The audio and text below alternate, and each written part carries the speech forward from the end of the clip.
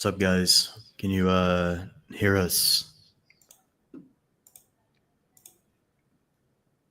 I think it's scheduled in 2 minutes, so No, we it's should on. be I just clicked go live. It's on. already.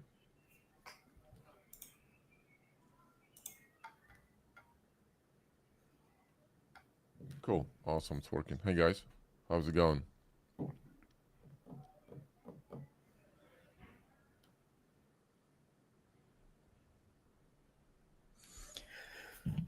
Wait for people to get in. This is funny, man. Is this about AI?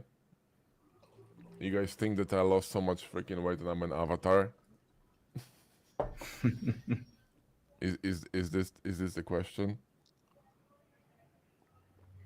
Listen, man, I don't think I could teach martial arts. Not anymore. I mean, that was ages ago, and I'm struggling with walking to the kitchen at the moment at my age. You know what I mean? So that's funny. I had so many questions about the weight. It's like, holy shit, you lost so much weight. So maybe people You had a thinking shit I'm ton an of I'm those an AI questions. I'm an AI avatar or something. That's actually hilarious. Yeah, what's up, man?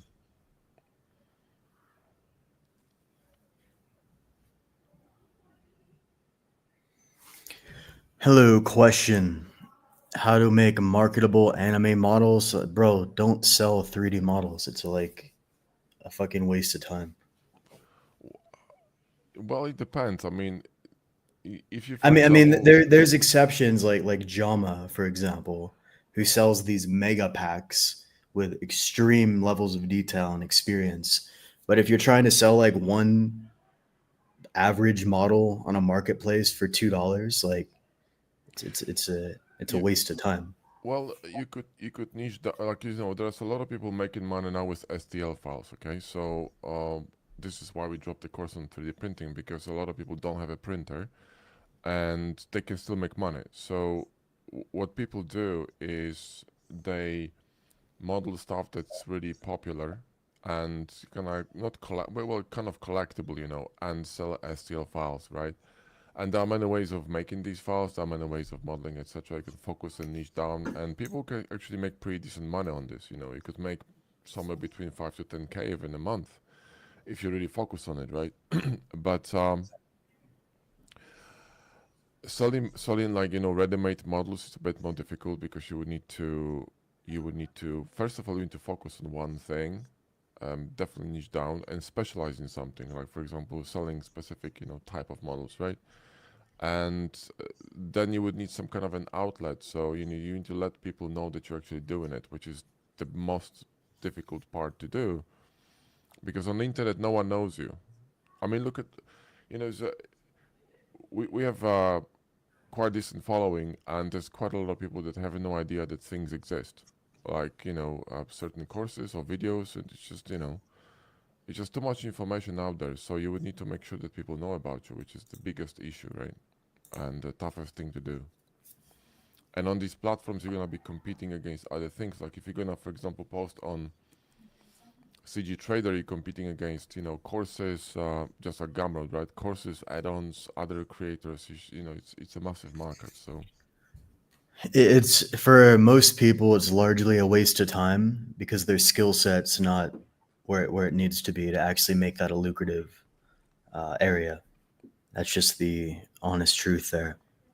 I mean, you're better off just selling your skills and improving in the actual niche you wanna get better in. well, you gotta start somewhere. So you start somewhere and you see how it goes. Just like on YouTube, if you wanna start YouTube, you gotta start somewhere. Start posting and get better when you're doing it. Because I was actually recording a video yesterday. I might re-record it because I went on a tangent against wokeness. But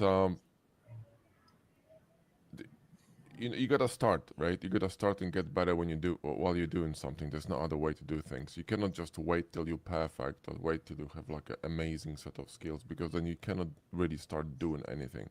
You just have to start doing it, okay? And you're gonna make mistakes. You're gonna get people commenting that this is crap, this is not so good, but whatever. Just keep going, and if you If you believe in whatever you're doing, you're gonna get there. But just Yeah. focus. That's the most important thing. You gotta focus, right? Uh, how can Blender be integrated better in architecture modeling? We don't do architecture Awesome. modeling, so that's not our niche. But what I do know from architecture is you need to be extremely good at lighting. It's extremely important. I think AI is going to make that significantly easier. So you're not going to have to assemble crazy scenes anymore. But in terms of specifics about that, I can't answer that question. That's not our niche. We don't do architecture stuff.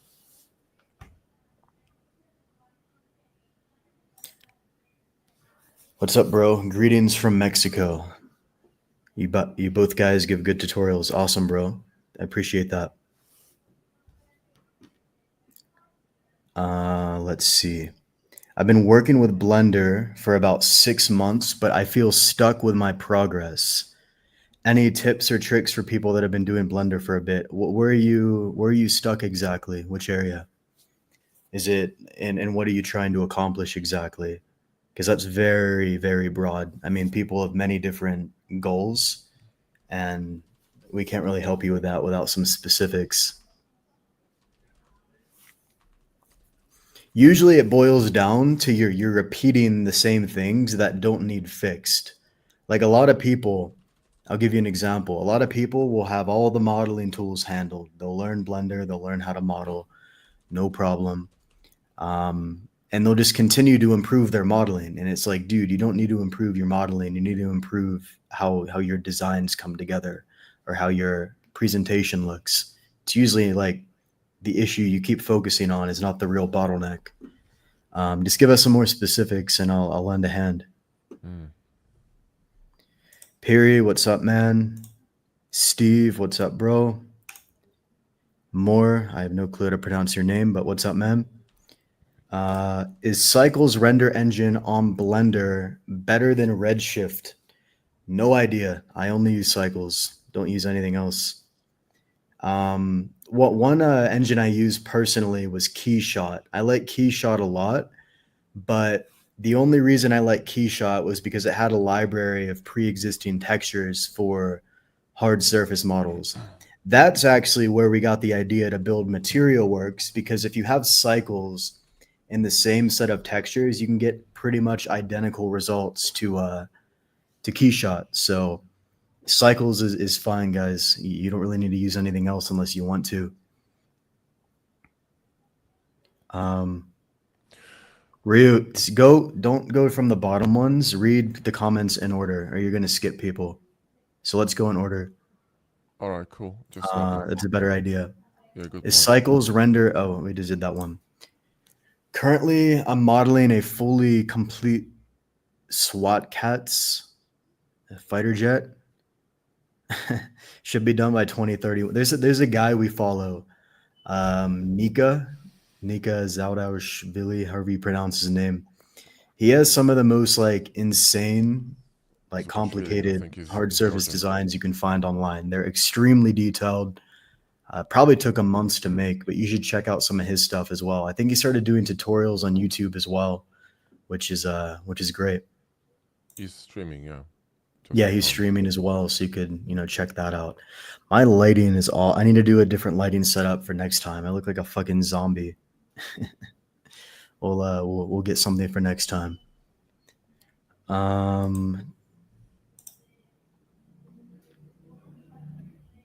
Ryu, your mic is a bit soft. Yeah, that's what I was saying. I think you need to increase it or go closer.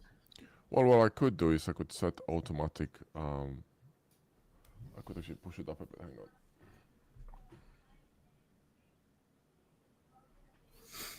How's it now? But I can hear Better? you fine. It's just a bit quiet, but it should be fine. Better now? Yeah, it's better. Cool. Yeah, but I haven't been improving for 2 to 3 weeks. Is this the same guy from before? Well, again, bro, I need more context. What are you trying to accomplish? And He when you started. say improving, what like there's It's not That even doesn't this. mean too much. We need What's your some level right now? specifics. Because when you're on a higher level, you're gonna be improving way slower than when you're starting. So, A lot of people you know, think of it like this. There's thousands of different operations and situations you can encounter in Blender modeling. Thousands. You have like all sorts of like Boolean techniques, bevel. There's so many like small things you can do. And a lot of people get stuck on like the stuff they're not really going to use in their workflow. All you really need is that tiny like set of tools.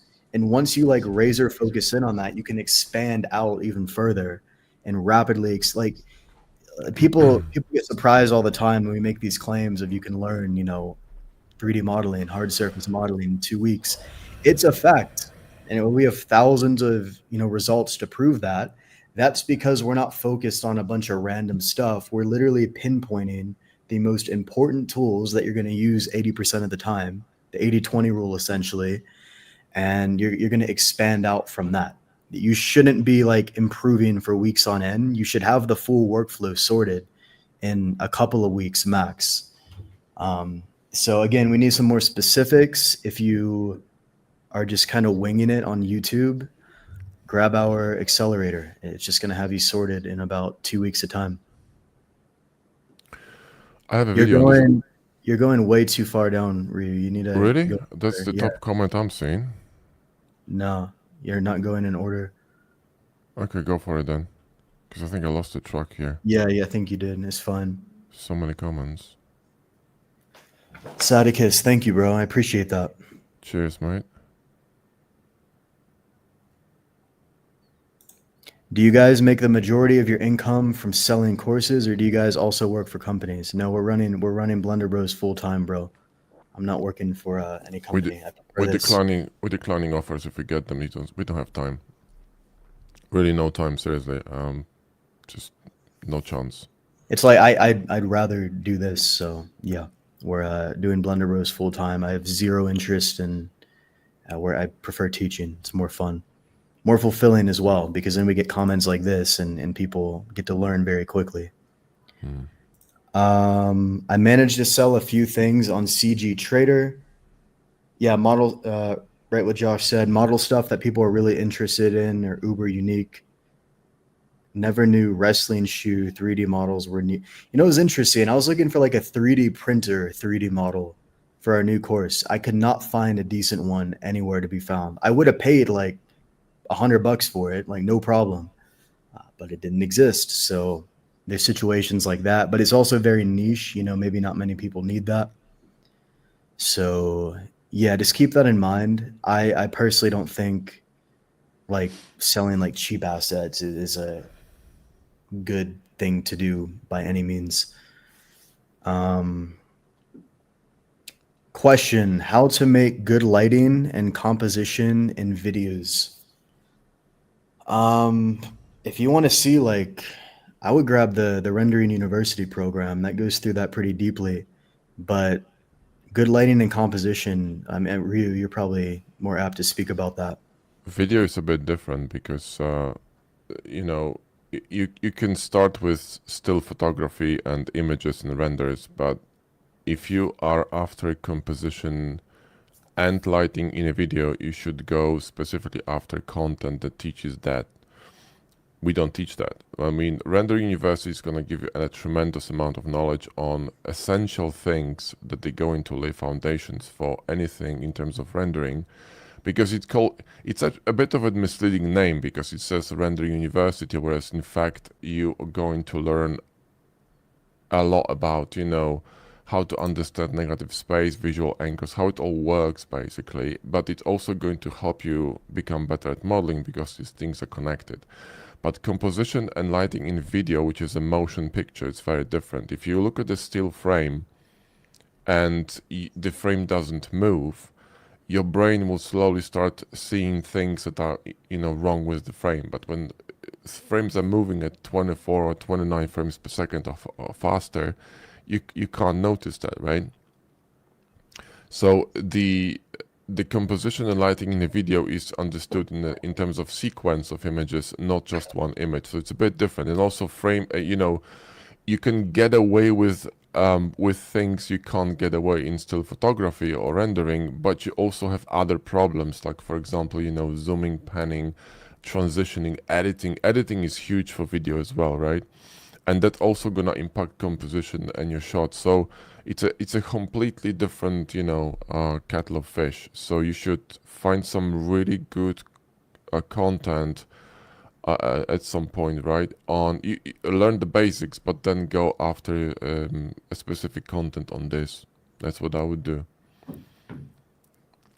Just like when you're shooting photography. Let's say you're a photographer and you're shooting people, which is what I used to do. I used to do portrait photography, right?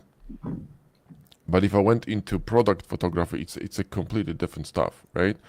You bring the basics with lighting, composition, and everything, but the way you shoot it is different because you're shooting for advertising, which is completely different thing.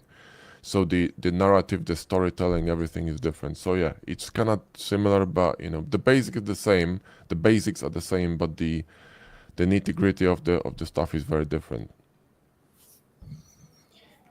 Yeah, And I think my advice is start simple. That's like like when people start shooting images, they usually want to get fancy with lighting. No, start simple. Okay, start simple and build on that. And that's that's what I can advise you on. But I would definitely get some serious proper education in that specific niche. I'm in a job that doesn't allow me to be more skillful. And what do you mean it doesn't allow you? Are they like watching you 24 hours a day to make sure you don't work on any hobbies? But that feeds my family. What should I do? I mean, obviously, like, don't quit the job that's supporting your family, of course. Um, but I'm not Yeah, sure what you mean by it doesn't allow me to be more skillful in 3D. What do you mean by that? I, I Are they wonder like if this is. physically like restraining you from working? I don't, not No, I sure I think follow. it's a time constraint. Probably so busy you can't do anything else. But that's my assumption. Is this correct? Yeah, explain what you mean there, and we'll try to help. Mm. Um, should I make asset packs instead of single model? Again, we're not selling like asset packs or single models at all. I know it works for people. Like we've bought like Jama's packs for hundreds of dollars, and they've been worth the money. But he has like a very unique skill and completely over delivers on those like those are assets that would take us months to make. Well, there's a So whole team over there, right? It's not one person. exactly. It's a whole Yeah. So if team. you're like a single, you know, guy just working on models and you're trying to like sell a single model that nobody You, needs for $10, I mean, you could start with there's a lot single of model and nuance. build a pack out of it, but you see, like guys, whatever you do, there's this one simple rule: yeah, focus and niche down. Like the more focused you are, if you want to make asset packs, pick something that you really like. It's like with starting, I don't know, YouTube channel. If you pick, I get this question so many times, like what's the best what's the best thing to get into to make money with 3D? This is not the right question to ask. You should do something that you really like, okay? Because you're gonna be doing it for a long time. The only way to get good at something is to do it for a long time and stick to it. Doesn't matter how hard it gets, you gotta stick to it, and eventually it's gonna get better and easier. You're gonna get make more money and be more knowledgeable. So the same with asset packs or selling models, whatever, you can do that. But whatever you do, you just gotta pick something you really like, and eventually you're gonna have enough stuff for asset packs. And then maybe then you will find, and also you need to study the market. So you need to study what people want.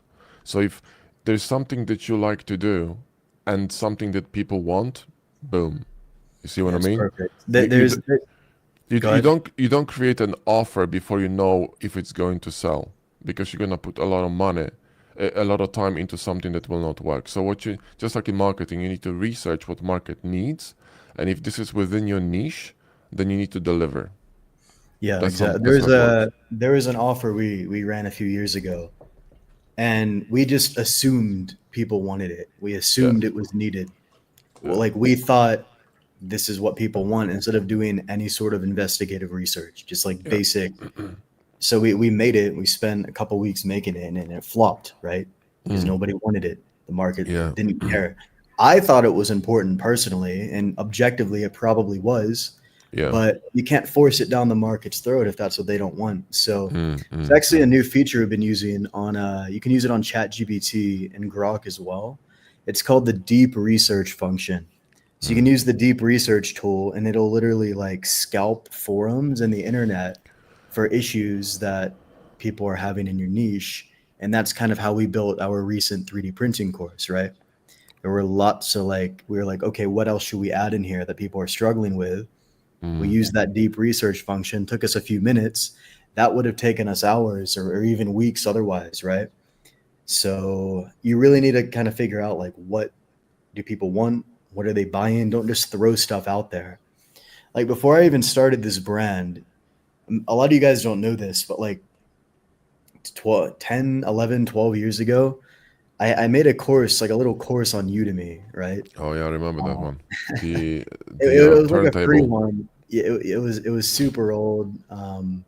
But for some reason, this was before that actually, and that Oh one just blew up for some reason, and I didn't try to do too much there. But I think the issue when I tried to sell stuff was I just assumed I could post something that I thought was cool, and then it would just automatically be sold. Nobody knew it existed, right? Nobody wanted it either. yeah, So don't you sell really have to what's start thinking. Go ahead. yeah, like don't sell what you think it's cool. Sell what people want. You can't make people want something. You need to meet their expectations with your offers. So it's the other way around. You research first, you find out what they want, and then make sure that it's something you would like to do as well, and then you can really deliver good shit. Like we love doing 3D. I love modeling. Okay, I love teaching. Right. Just we both like sci-fi modeling, and so this we do something that we really enjoy. This is why Josh said that we know we're not interested in working for other companies because we're not. Even if I got an offer tomorrow from from the Star Citizen or whatever, I would say no because I'm not interested. It would be cool. Not gonna say I wouldn't. I'll be cool. I'll be very excited and sort of like wow, that's amazing. Yeah. But I wouldn't do it.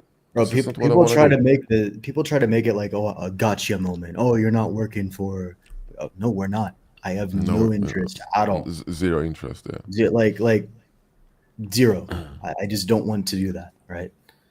And we've gotten plenty of offers, and we're just like, no, not particularly interested.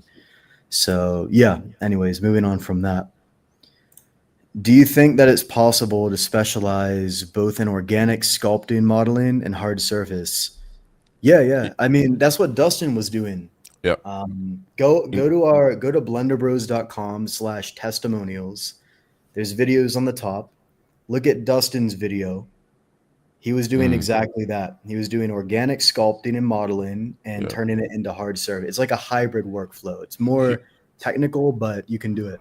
he started in Blender and then he ventured off into ZBrush very deep. Mhm. He was a student of I don't remember this guy's name. What was his name? He was one of the top guys in the industry in terms of VFX and video production because he wanted to get into film production, right? And he got really deep into master classes and education on ZBrush, and his workflow was very advanced.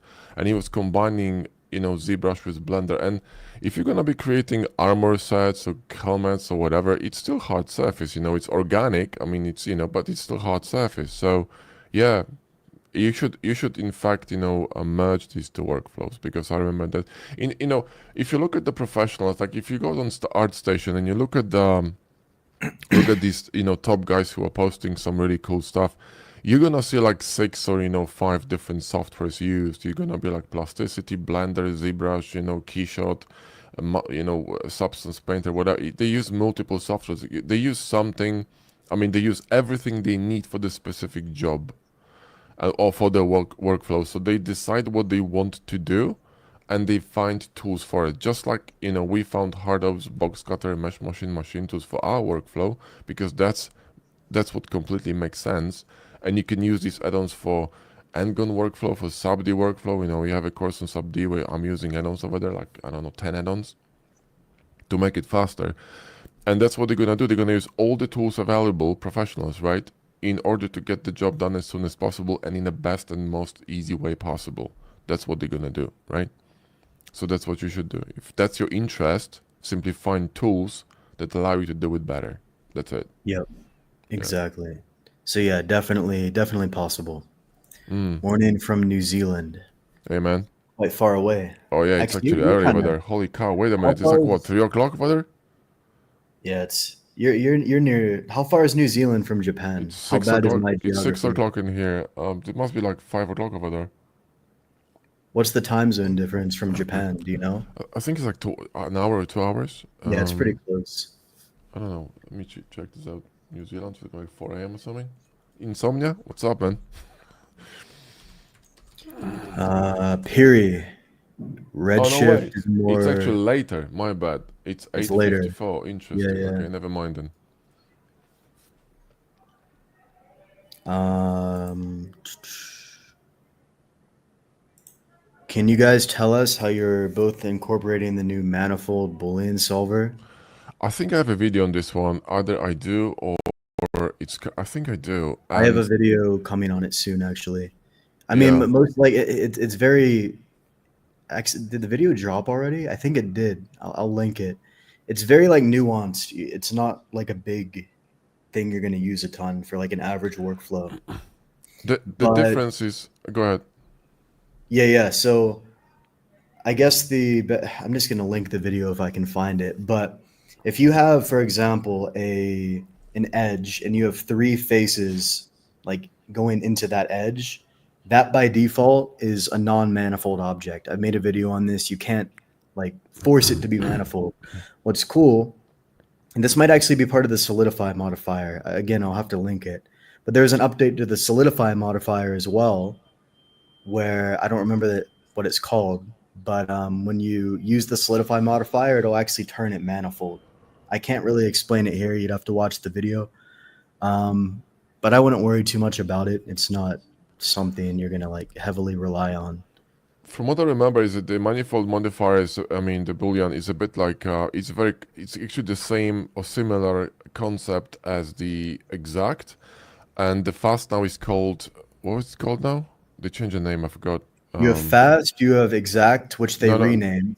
no, They fast, renamed it. they renamed the fast one, right? To Oh, they something renamed else. fast to something Yeah, I don't else, and then remember you what have it was. exact, then you have manifold. But the exact modifier, I mean, the exact and manifold actually work in the same way, just the manifold is a little bit more fiddly and sort of requires way more precise geometry and setting. But they kind of similar use, to be honest. You use them when you have Yeah. surfaces that are overlapping in terms of position in 3D space. So you can actually cut through, because if you use the standard modifier, you can't. But the difference between them, and I think I remember Chip Walters told me that, the creator of GitOps, he said that it was ages ago when they introduced it, that um, the I forgot what I was saying. Shit, I'm getting old, man. I don't remember it. The exact modifier you wanna use sporadically when you really need it, the same as manifold, because it's going to have a larger impact on a scene in Blender. So this is why by default you should be using the basic modifier and then use the other two when you really need them. So when the basic modifier doesn't work, that's when when you need to use it. So when you need to use exact, just play between these two and you're gonna be fine. You know what I mean? Yep. But stick to the normal modifier. How is it called? I forgot. Hang on, let me check this. I'm curious now because I forgot. It used to I be have a called technical fast. question. How easy remove vertical or horizontal edge loops? I don't know what you mean. Just press Control X, limited dissolve. I don't know like what the context is there.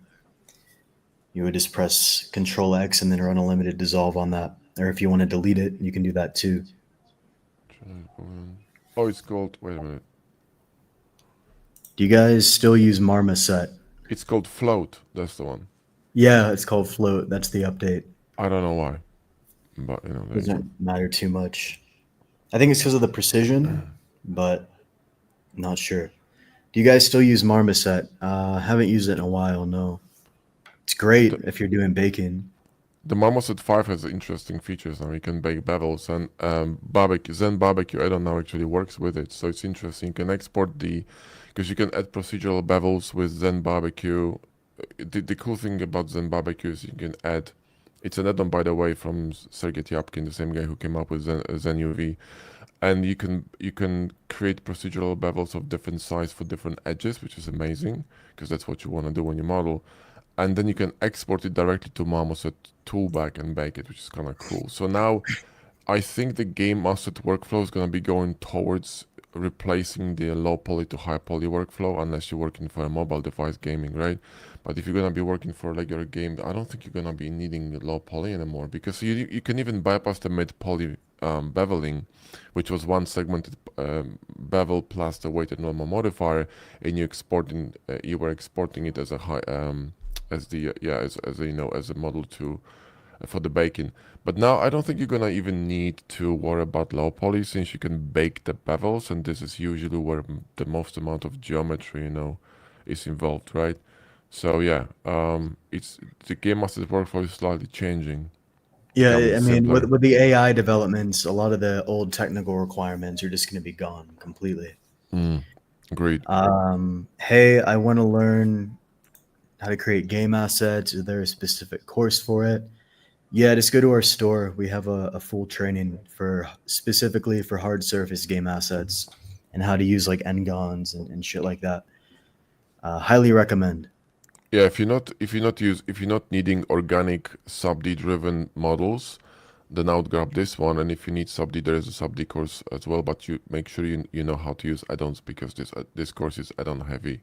I'm not joking about in this course, man. It's supposed to be fast and painless because I hate sub-D. It's just Yep. too slow and too boring. Um, I always felt like sub-D is kind of um, cock blocking my flow. Do you know what I mean? Like you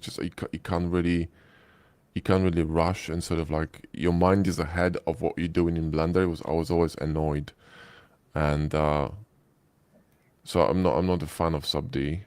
It's an interesting puzzle, and it's a good tool to learn for sure. It's a must have if you're a hard surface modeler, because you never know when you're gonna need it. But it's a good thing to understand it, because it gives you a good understanding of topology and how it works on a different level. But if you don't need it, don't use it. So Yep. yeah, the game asset course is gonna teach you the workflow that you need, kind of efficient workflow. There's also a system we placed in place called MET-T, so modeling, automation, triangulation, and decimation, right? Yeah. So yeah. So if you're doing hard surface game assets, if you're not deforming it, you don't need sub D, you don't need quads. You need to learn how to model and then Mm, automate the unwrapping process, decimate everything, which to be fair is probably going to be a thing of the past within the next few years in terms of the poly count. And yeah. then triangulation, which is going to allow you to use n-gons in the game engine essentially. Mm. So much like bad information out there. People are like, "Oh, you can only have like clean quad topology."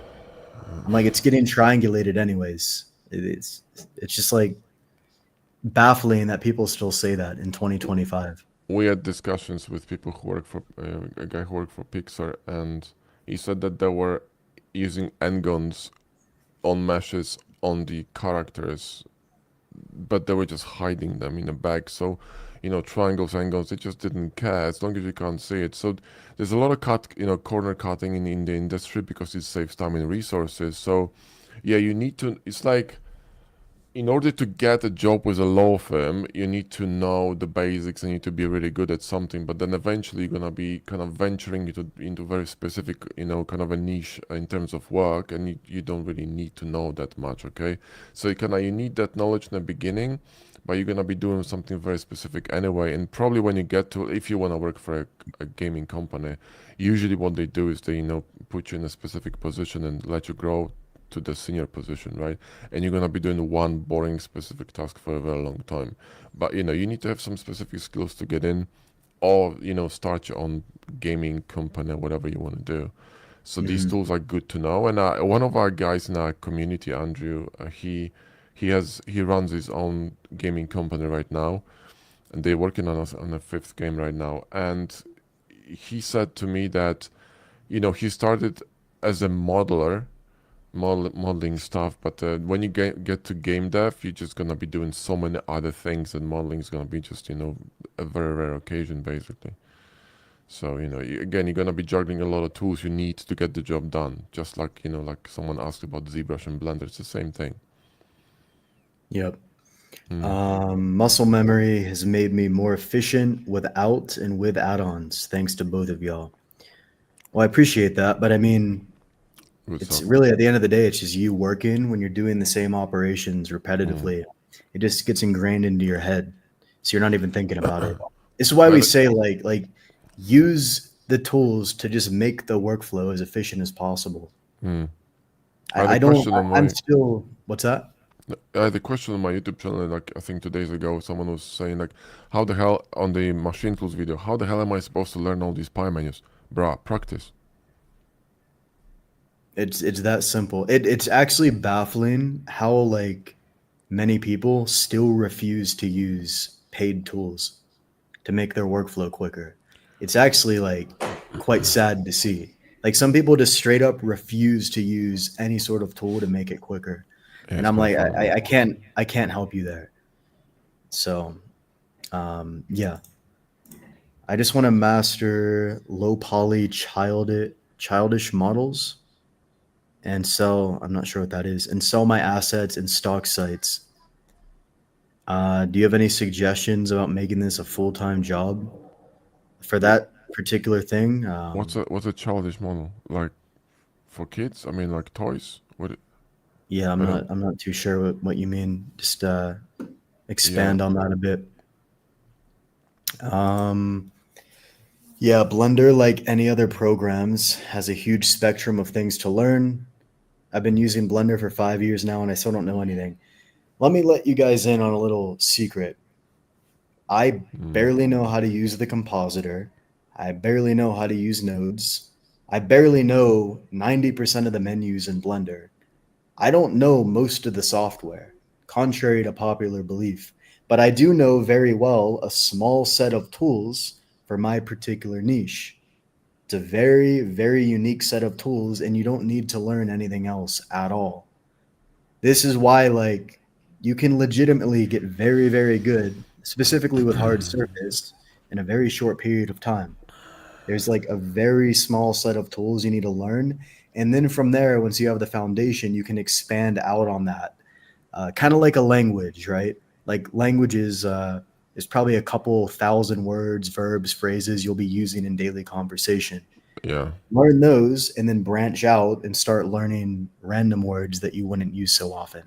And that'll just happen with day to day practice. Mm. After 20 years of professional work with 3ds Max, Cinema 4D, and Blender, I was burned out, had no motivation, everything felt boring. Now, after a 2 year break, I'm back at it. Breaks are very important. I, I actually agree with that. There's some days where you just feel like burnt out, and if you force it, you're going to feel like worse. So, the days I have a lot of energy, I double down on that. So, the days when I don't have it, I can not work if I don't want to, and I'll feel great doing that.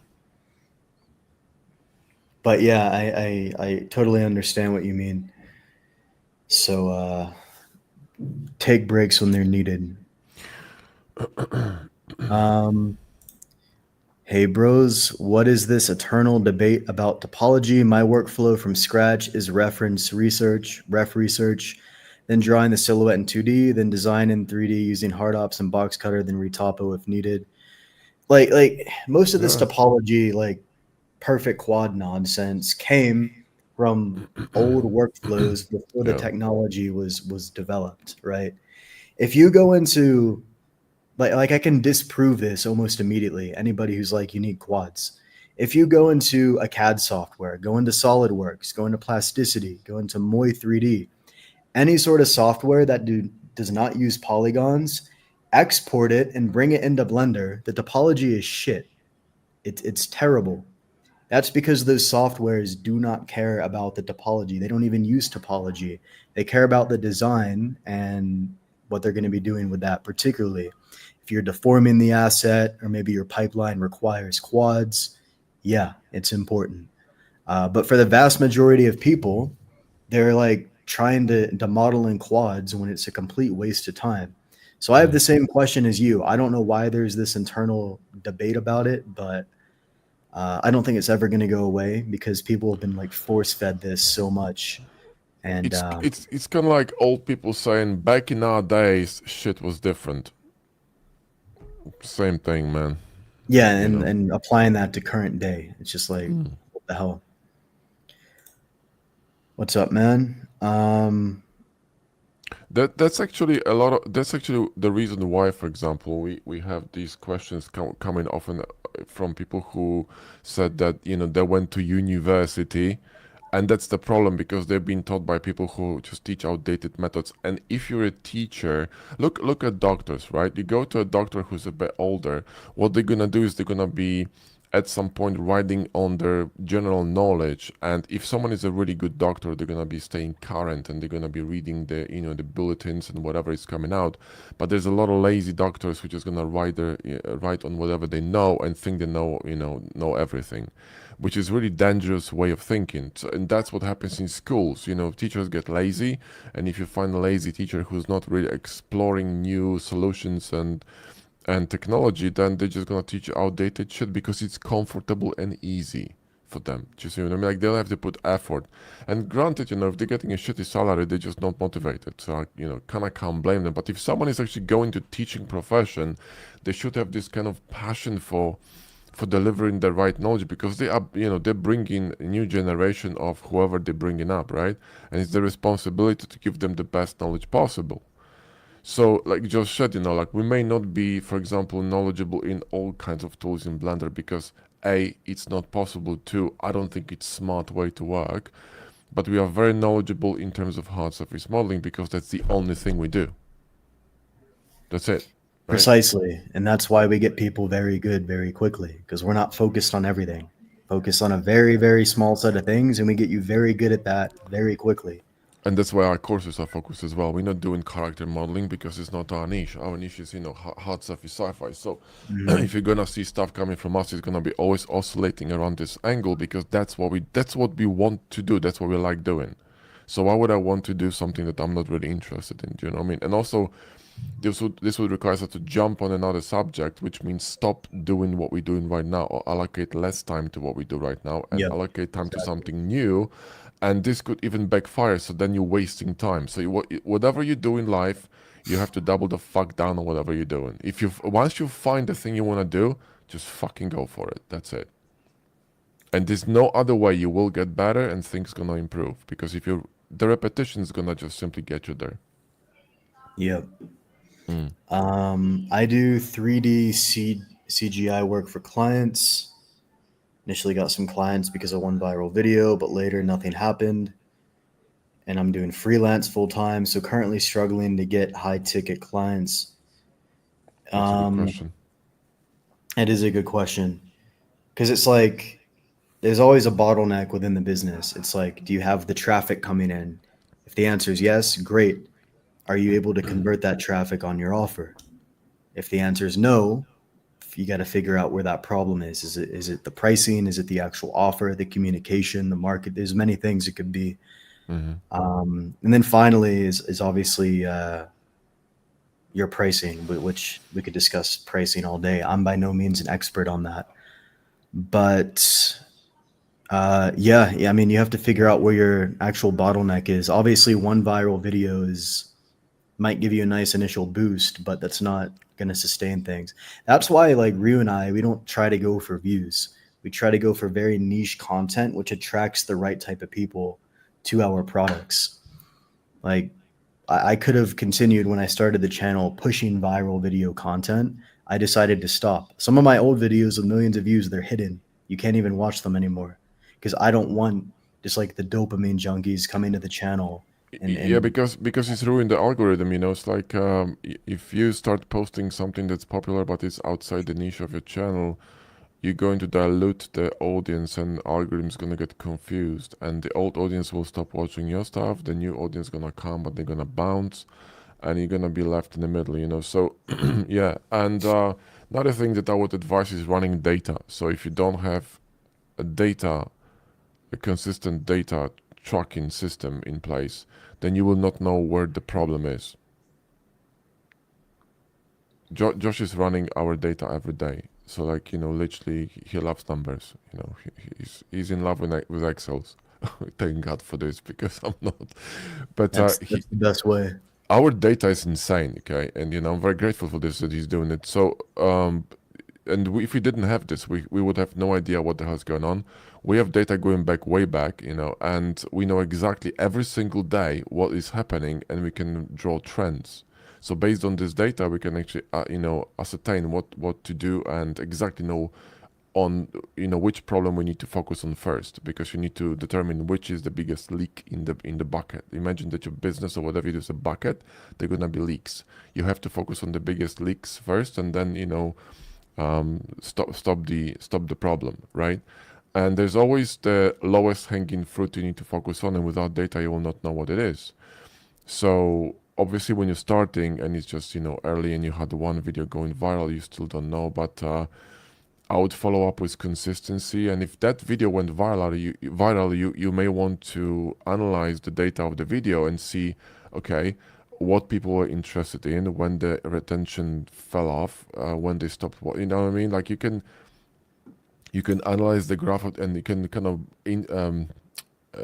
reverse engineer the video and build on top of this and deliver another video that's going to be maybe on slightly different subject, but attacking the the subject from the same angle, and the structure is going to be similar. Because if one video worked, that means that people connected with it for some reason. You just need to find that reason. Do you know what I mean?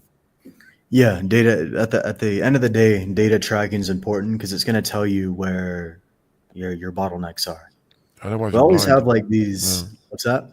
Otherwise you're blind. I mean, you're just trying things like And then you'll in be a dark like room. taking advice from other people, and you'll think they're like, we'll always have like these retards. They'll come to the channel and they'll claim our marketing or whatever is bad. And I'm like, do you see our internal data? Do you see any of the data or back end metrics that we have access to? No, you don't. So it's just like blind comments, and if you don't actually have that data, you're gonna think they're correct. So there you Usually go. these comments come from people who just have no idea what they do in terms of business, so it's okay. Don't worry. I would, Yeah, we're not worried about it. precisely. When someone puts a blanket statement, right? When someone drops a blanket statement, they usually are clueless. Usually. Yeah. So at the end of the day, the data is gonna speak the most truth. Since plasticity came out, I've stopped modeling with Blender. Yeah, plasticity is great. It saves an incredible amount of time and most importantly, nerves. Plasticity is great, guys. We have no issues with I, it. We I, have a I full I course love on it. that as well. Brilliant, yeah, It's great. brilliant software. Yeah, I mean, it depends again what you want to do, because I think that even if you need topology-based mesh at the end, it depends really what you do. But for example, if I was making something organic, let's say a car, I think it's gonna be quicker to do it in plasticity and retopologize it in Blender. But if you're working, for example, in Boolean, with Booleans and stuff, the speed is kind of similar, close, right? Especially when you're using add-ons in Blender. If you know how to use add-ons in Blender, and you got the muscle memory built up, the speed is similar. But organic stuff, maybe it's my bias because I'm not really crazy about sub-D. I think it's boring as hell. It's a funny thing because I like fixing topology, like fiddling with it and fixing shading. But I really not enjoy, running sub-D from the scratch. It's just so boring and unintuitive. I don't like it. Yeah. So, I avoid it like fire. And but yeah, if plasticity is better for your workflow, and let's say you're a concept artist, yeah, do it. I mean, we have a lot of people who use both softwares. They use Blender and plasticity together. Especially you have a bridge now, so you can bring it live, and you can render it. And actually, in our course I showed the whole thing, how to set it up, and it's really fun. It's really fun. And you can do sometimes stuff that's very tricky in Blender, like for example, pushing stuff through faces, moving the entire sections, which you're gonna be blocked by polygons in Blender unless using tools like NSolve, the edge bevel, which is gonna, or like offset cutting mesh machine. This is kind of a sort of a way of working in plasticity when you can push through stuff that normally in Blender would be like, whoa, there's no way I can do it, right? Yeah. So if it works for you, man, great. Yeah, just use it. Um, I worked in 3ds Max for 10 years, and then I found you guys 8 months ago, and now I have Wow. completely shifted to Blender. Blender's great, bro. It's like the UI is better. Every like objective metric, for the most part, is just better about Blender. That's a shifting because 10 Fantastic. years, that's a long time. Yeah, so you have to like relearn the new software, but The funny thing is that Blender is kind of I think more future proof because of its Python based. According to my research, is the most AI friendly 3D software out there, which means the integration with AI tools and add-ons is gonna be the best out of other softwares. I think so. Going forward, this could be actually the tool that's going to be. It is going to allow you to implement AI workflow, and eventually, people are already doing it. They implementing tools that allow them to use voice to model, right, or add some stuff or change things. So this is gonna happen going forward, and Blender is gonna be probably the best software to do it. So yeah, welcome aboard, man, and glad you like our content. Cheers. I just checked the chat in Josh's stream is different from Ryu's chat. Yeah, because we're on different channels. But in StreamYard, which we're using, it's all aggregated. Like all the comments are inside at the same time.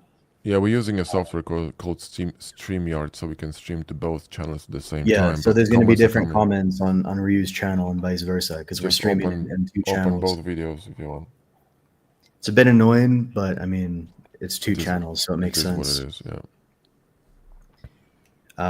Totally agree. This is from the marketing stuff. Do what people want or are interested in. It's correct. Yeah, Sci-fi you create. guys have to follow the interest because again, if you're not gonna do Mhm. what you really love doing, you're gonna burn the fuck out. You're gonna burn the fuck. You're gonna hate No, yourself. I think what he means is in terms of if you're selling something, like know what people want. Well, yeah, but it's connected, So then it's much easier to sell it as well because you're excited about doing it. And guess what? You're gonna That put more that effort too. and love into whatever you're doing. Like I say, if someone asked me to, you know, create a course on I don't know, sculpting, right? Or something. I would not be that, or let's say even better. Okay, some for example model, you know, let's say like an old wagon with horses. I would really hate that, right? Because it's not what I want to do. But if you ask me to model a Mac, hell fucking yeah, I'll do it tomorrow. When do we start? Do you know what I mean? Because I like that stuff. So you have to follow your heart, man. You just have to. That's it. Yep. Sci-fi create course on Udemy. That shit was awful, bro. Oh my god, man, that was the beginning of It was still like advanced compared to the average user, but like on our new standards, But you see that not goes back good. to what I said. You start doing things, and then I'm literally I recorded a video yesterday on this, and I might actually re-record it because I want to make it a bit cleaner, because I went on a tangent. But you need to put yourself out there and improve on the go. And people are very scared of like, oh, I'm not, my English is not good. Oh, I'm scared of camera. Oh, this. Guys, these are all limiting beliefs. You have to crush them, okay? Because if you really want to do something, you'll find a way. And in fact, pushing yourself to do something that scares you but doesn't kill you is a great way to grow, because friction Yep. breeds progress and growth. And it's a cycle loop, okay? You're gonna get a bit stronger, you're gonna move forward, you're gonna get a bit stronger, you're gonna be a bit more audacious, and you're gonna do other things, and you're gonna see like, oh shit, I've done this and this, and you're gonna be excited, and you build upon this kind of excitement, and eventually like you're fearless. Do you know what I mean? So you have to just put yourself out there, and so just like we did with the course. We started somewhere. It wasn't perfect.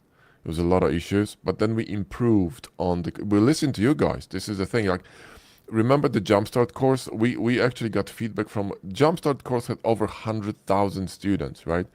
We took all that feedback and built Accelerator. And that's why Accelerator is so good, because it's built on actual feedback after listening to you guys. and we also improved after, after a year or something, Yep. and had more knowledge in teaching and how to deliver the knowledge and how to package it in a way to make it really concise and easy to follow and understand, and actually help someone grow very quickly, start Blender very quickly. And so yeah, it's just a process. Downloaded Blender 3 months ago yesterday. I recognize your name, Jerry. I'm not sure where from, but recognize you. I get Hey in about Jerry, yeah, I remember you from my channel too. Hey man. yeah. I get in about 6 hours a week with a focus on hard surface 3D printing. Purchased HardOps and accelerator, and it's working. Surprise, surprise. But Well, it's it's a a process. process, Yeah, I. like anything. But if you get the right shit, if you get the right materials and education, it's going to work as long as you actually like do something, right? You guys are lucky because when I started Blender 6 years ago, there was not a single course on add-on workflow. I had to spend, you know, several months binge watching daily for hours upon hours, vids by Jerry and Master Xeon, and I started Blender with 5 add-ons, 5 or 4. HardOps, Boxcutter, Machine Tool, Mesh Machine, and Keytops, yeah, 5. So I loaded all the add-ons to Blender and I started binge watching videos till I actually understood a little bit what the hell is going on, and then just jumped in and started to study. It was tough, but you know, um, yeah. So you guys have a bit easier because you have access to all this amazing content that teaches you how to do it properly, right? And just cut Yeah. so much time and get you there so much faster. It's incredible, and time is The so best expensive. the best analogy I can give is imagine you have an exponential graph. It Mm, flatlines and then it shoots up. If you try mm, to like learn this shit on your own like we did, you're sitting right at the beginning mm, of that curve. You're there's like nothing's happening. mm. If you actually get the right information and the right education, you're plugging in right when the curve starts going up, right at Yep, that point. So you're literally just locking in like a ton of time, just getting the right information, right? yep, yeah. Because you plug into someone else's experience, and if they really know what they're doing and they're talking about, then you're like in a great spot. Um, Yeah, exactly. And if you guys are new on our channel, you're popping in or whatever, grab the accelerator course if you're new. That's going to get you up to speed very, very, very quickly. You can see all the reviews on our reviews page for that as well. Um, Ryu in Japan. yep, Yes, correct. That's the place. we're I'm on stay. opposite sides of the world, Considering what's happening in Europe, I'm staying put, man. for real, bro. I'm Fucking in hell. I'm in I'm. Medellin, Colombia. I mean, Way fucking I'm better. from Poland, so Poland is still safe, keeping it real. But the situation is dire over there. I mean, it's properly fucked up. It's crazy. I mean, US is fine. I appreciate, having opportunity from the US, but the Europe is culture, about to the explode, man. culture is dead, bro. Oh No well, culture there. it's tough to have some Um, with only 200 or 300 years. So, and yeah, also I so mean, that's true. I don't think even that's the problem. The problem is that it's so multicultural that you can't have one identity, and that's I think what's gonna happen in Europe, and that's what Japan is now. Sort of shutting down the borders. They recently lifted the price for business visa from 5 million yen, which is 35 grand, to 30, which is $200,000. Yeah, it's crazy. So yeah, they shutting down, man, for real. They had enough. One sec. What's the next question here? Let me see. I got it. Do Oh, you plan to sometimes host some hard surface challenges in the future? No, well, we haven't really thought much about that. interesting. Yeah, I mean, this could be something to think about. Challenges. You mean like on YouTube or Yeah, I think it just means like general exercises, practice like that. huh? You know what I mean? I could think about that. We could do something like that. It could be It cool. could be cool. For example, like run a video on a model. So let's say model something on YouTube and drive it to a certain point, and then split it into two parts and see what people are gonna come up with. Yeah. So get them Um, started, and then yeah. we'll consider it. That answers my question perfectly. If Awesome. so, if you have some ideas about the challenges, pop them, pop on Discord and just DM me with them, man. I'm actually Mhm. interested in that. Mirage says, "Hey, how's it going, lads? Pretty good, bro. How are Going you?" good, man. I'm very good at product design, but I want to move more into the art side of 3D and bring out the more, I think you mean creative side of me. Hmm. Um, yeah, I mean, if that's what you're more interested in, go for it. See, this is what I'm talking about. Okay, you tried something, and because you thought that you're gonna like it, and you tried something else, and oh shit, I like it better, and that's fine. And you just try things until you find something, but without trying, you can't really, you just like Nikola Tesla. I mean, how many times he failed? You know what I mean? I think he said I didn't fail. I just found 95 ways of, the 95 ways of things. I mean, of a way. How you said this in English? Of ways that don't work, basically. You know what I mean? So you just want to try as many times as you possibly can to find something that you really want to do. And yeah, that's great, man. It's fantastic because finding something that you want to do is probably one of the most important things in life. Because we have I'll give you an example, okay?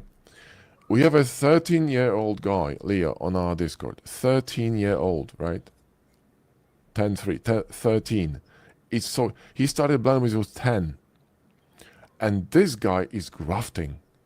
He's actually focused on grafting. And he really likes, hard surface and his grafting. And he's already thinking about building a business. He's fucking 13. And he found it so early. I mean, I told him, you're the luckiest bastard on earth because you found something you really like to do so early and you actually stick into it. That's amazing. He's gonna be dangerous. This is like, if he's gonna stick with it, that's you're looking at next Vitaly Bulgarov basically. So To the like literally, you're you know starting at a fucking young age, and you're just like locking in all that experience. It's like a yeah, like cheat the faster you start. This is why, for example, when they look for, like when I was playing professional tennis back when I was a kid, when when they look for talent, they look for talent when you're like 7 or 8, because they really want to get you started very early because that's when you build the best habits, right? So you are the earlier you find whatever you want to do, the better. So you should experiment as much as possible, and try different things, and then you're gonna find that one thing and be like, boom. It's like finding a code. Yep. chick. You know what I mean? That's the one, right? That's the one. It's the same thing. How to do market research? Well, that starts with learning how to Google. Because if you're asking us here, you're not being very resourceful. Yeah, that's a bit of a lazy question, mate. I'm gonna be honest. Yeah. Use Google to learn Bro, you have Chat how to do it. GPT, Yeah. Google, like No excuses, you man. have all the That's tools at your disposal. you Um, need to, and also yeah, just listen, we watch videos and stuff every day, whether it's business or whether it's how to grow YouTube or how to improve this, that.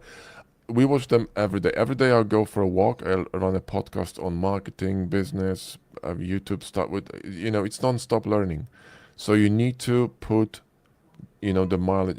You need to start walking. Okay, just you're not gonna learn shit if you're gonna sit in a chair. You need to get moving. You need to start putting some reps in. Nothing happens for free in this world. You gotta fucking mhm, work. That's it. precisely.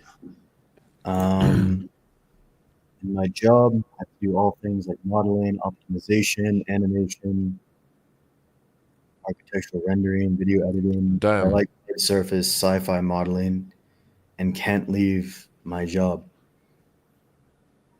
that's a tough one. Um,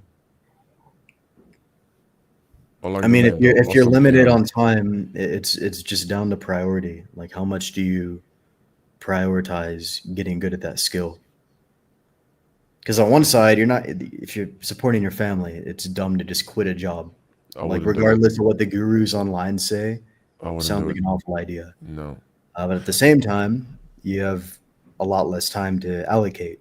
D- So it depends what I mean. Would you saying that you like car service modeling? I assume that you would want to make it your main thing and make money out of it, right? So you would need to think first what type of job you would need to you would want to switch to. What kind of what would you want to do, and then start researching how would you go about achieving that in terms of progression, how to get to that point, and then you would need to find and allocate time to study it. There's just no other way, man. When I was starting photography business, I was working at night in the office because there was a 24-hour service, and I was then going back home, eating breakfast, and fucking off to study photography, or just shoot, with clients or teach. So it was tough, man. So sleep less. There's an interesting video with Schwarzenegger. He said sleep faster. There's no other fucking way. You got 24 hours. You gotta pack. You gotta pack it in. You gotta find time, or it's not gonna happen. That's the brutal truth, right? Yeah. Or sneak some studying or whatever you can do at work if you can. Devote some time to it. Spend some time on doing your thing. That's Yeah, I another would thing just to do. like if it was me, I'd just be finessing the job, to be honest.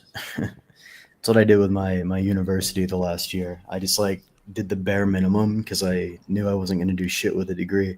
So I Yeah. was just gonna kind of like ride it as much as I can. Yeah, well, Um, that's it. Yeah, you gotta do that. So if you have a job when you can, steal an hour or two, fucking do it, man. Instead of watching dumb shit on YouTube, study. And like, we've said it a few times. Like when you started Blender Bros, I mean, when I started learning before I met Josh, it was 2019.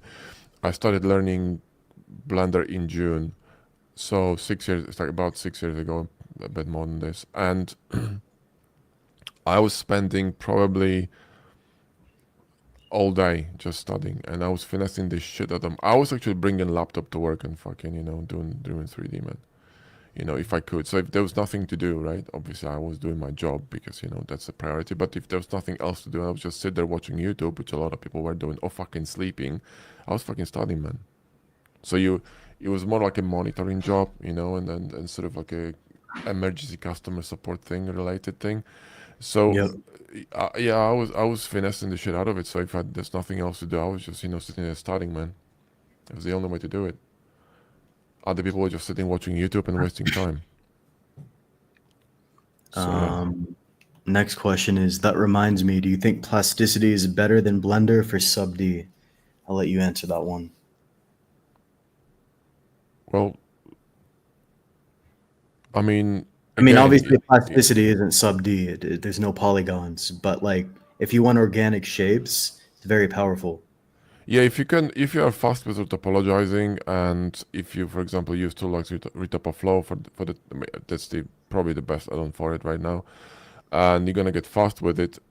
I think it's gonna be faster than modeling using sub D in Blender, because the thing is that, I mean, look, it depends how your brain works. Okay, if you like cats, maybe you're gonna be cool with sub D. I'm a dog person. I fucking hate cats, and a sub D is just a cat thing. Okay, it's just too fucking abstract. You know what I mean? I just don't like it, genuinely. Plasticity is very intuitive because you can just, it's like working with something with your hands, right? So for me, this is like, petting a dog. Do you know what I mean? So I like it. And then you can bring it to Blender and retopologize it, because when you're retopologizing, you're simply overlaying stuff on whatever exists, which is much easier, right? And I prefer to work with shapes using, booleans, curves, and surfaces rather than just pulling verts. Do you know what I mean? So yeah, I prefer that workflow. So it's kind of personal preference, really. But you could be very fast with sub D, because again, when I was recording the sub D course, I thought to myself, fuck this shit. I'm not running sub D manually. I'm gonna use every single fucking add-on possible. And in fact, I remember comments on my YouTube channel, people saying, "Oh, these add-ons are useless for sub D." Really, fucking watch me. Fucking watch me. And this course, the actually, if you go on our website and look at the course, there's like the yellow bot, right? It was modeled while teaching in less than 4 hours in sub D, full sub D. It's just the whole fucking workflow is pure sub D. There's no bullshit, right?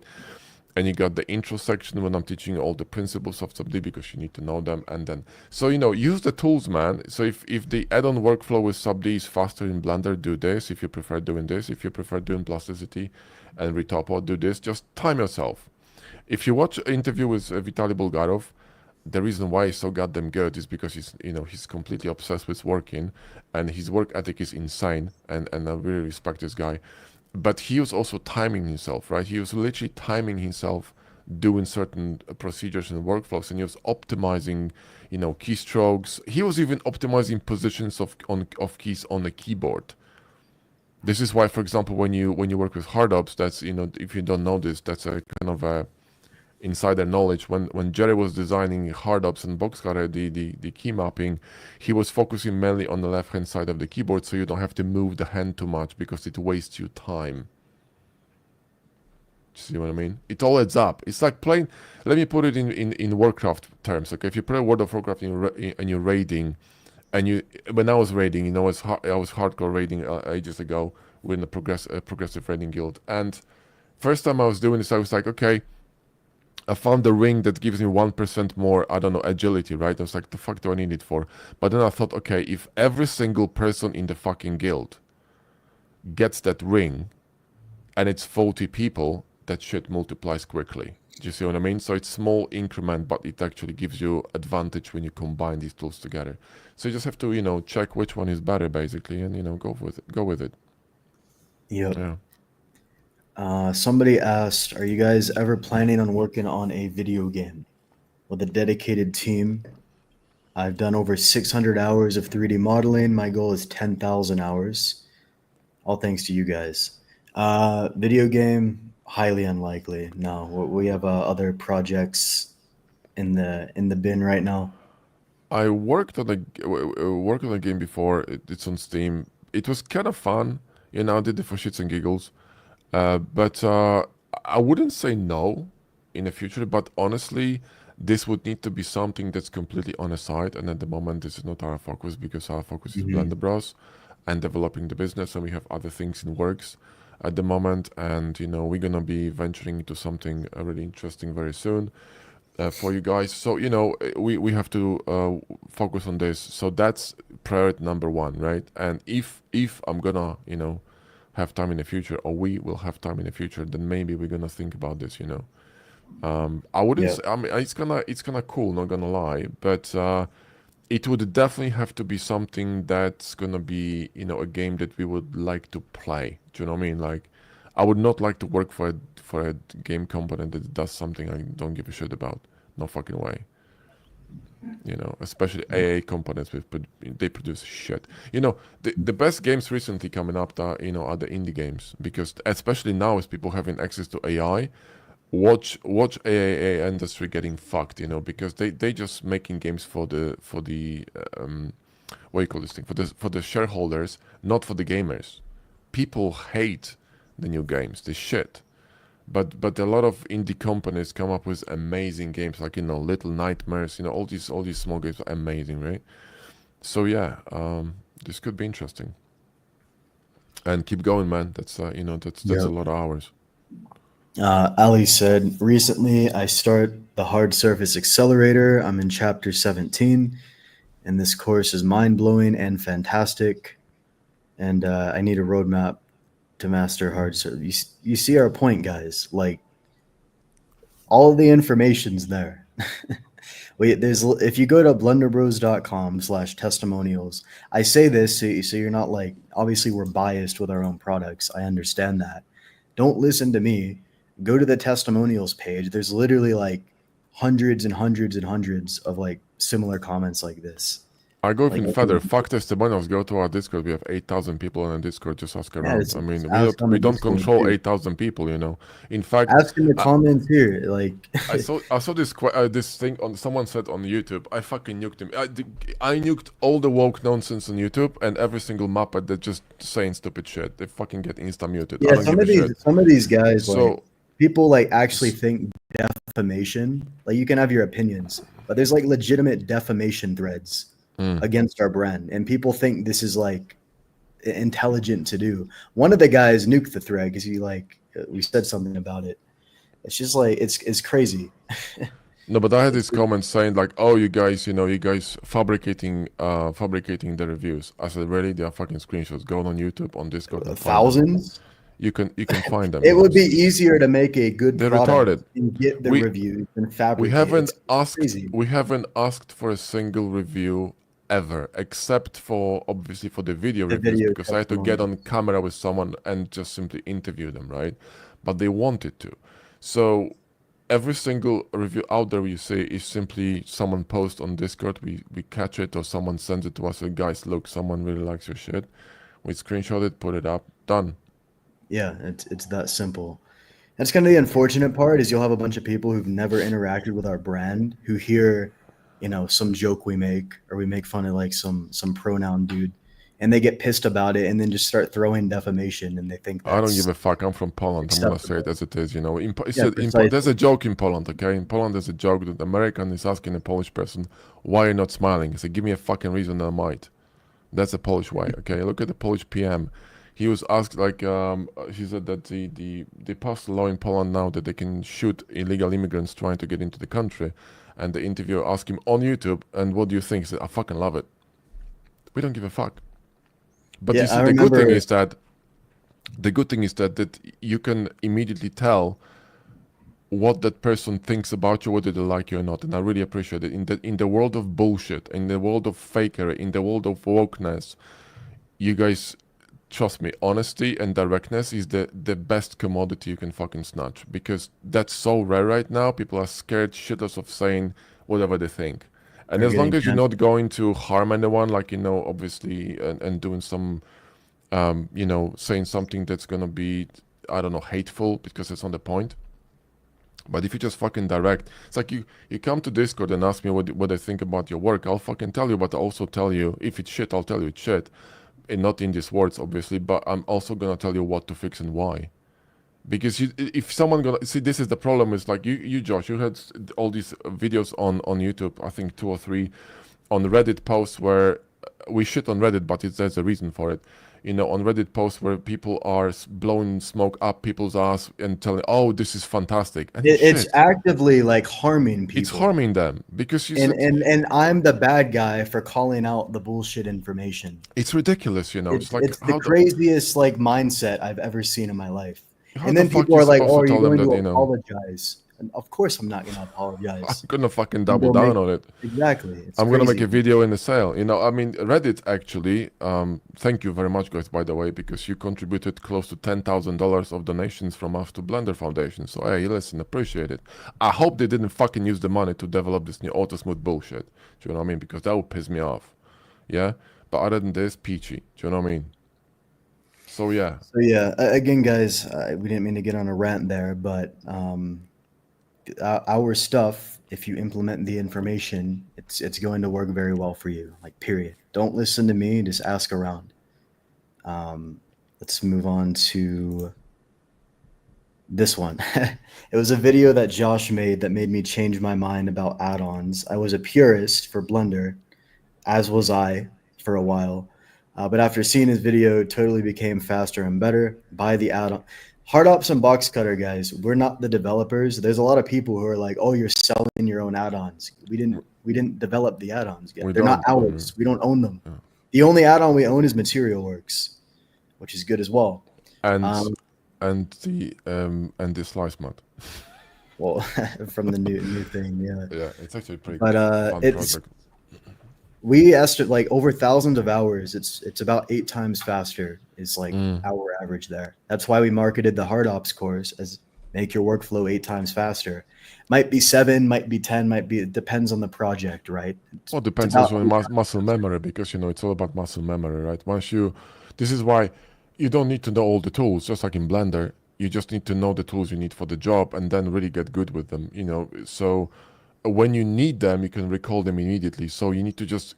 I had this comment on the YouTube recently. So someone came in and said, "Oh, I came here for the tips, but tomorrow I'm gonna forget it." Well, you're gonna forget it because you're not using it in a setting that's actually a proper workflow, right? So that's again why people who go through a course, like if we want to learn something, we're gonna look for a course, whether we want to learn about ads on Facebook, or I don't know, creating better high ticket offers, or whatever. We're gonna find content for it from someone who's done it many times and is really fucking good at it, because they know the shortcuts, right? They know, they have the right information for you to get you there faster, and that's exactly what add-ons are doing, right? And think about it in these terms, right? If you're a gamer, imagine playing Skyrim or Fallout 4 without add-ons. Good luck to you. Okay? yep, not as fun either. It's broken. So yeah, they still haven't added the FOV slider to Skyrim or Fallout, right? After how many years? 57. Do you know what I mean? Like, it's not gonna happen. Yep. Um, Vissel, we had a course on this, but it didn't perform that well, and there are people preferred the other stuff, so we got rid of it. Um, we have videos What? on this. If you want like the actual training, it's not on our store. But if you want to get it, I can send you like a back end link. But This in course, I terms of think, tips, go the ahead. the issue with this course was that it was approached from a wrong angle, because this is like Render University. Guys, Rendering University, I'm not joking. This is probably the most important course you can watch, because it's going to give you the foundations of. This is like the foundations for understanding what is good art and what is good composition, etc., because it's so important. And this is like, using AI to drive models. If you don't know what's a good art, what's bad art, you will never know what AI gives you. You can't judge this because you have no knowledge. So you're gonna go with it and go deeper into this rabbit hole of not knowing, and kind of, teaching your brain and training your brain to appreciate bullshit, right? This course, I think, should have been packaged differently, and I think there's still a way to. I want to record a new one at some point on importance and how to drive blockouts, because I think that's the biggest issue for people, and everyone struggle with it, me included. I don't know about you, Josh, but probably the same thing. You sit there Yeah, in it's fucking very Blender, you difficult. look at the cube and like, what the fuck am I gonna do with this shit now? Do you know what I mean? That's the big, and this is why you mentioned the Nika, right? Nika Zukashvili, who's run. He's an insane designer. I mean, his stuff is sick, You can and see he's him go from a cube to like a very intricate model very and he quickly. and he said in his own video that in his own stream that he's doing it to practice, because he struggles with, I mean, kind of, he struggles with forms and shapes. Like, what the fuck? Like, you struggling with shapes? Come on, what? So everyone has the same problem, just on a different level, right? Only because you can't come up with a simpler model doesn't mean that someone else doesn't struggle with it on a different level, because they're simply more advanced. So they want to push higher, so they struggle as well. Do you see what I mean? It's the same thing. Yep. So I think that kind of a course would be interesting, and approach from this angle, maybe it's a completely different, kettle of fish. Do you know what I mean?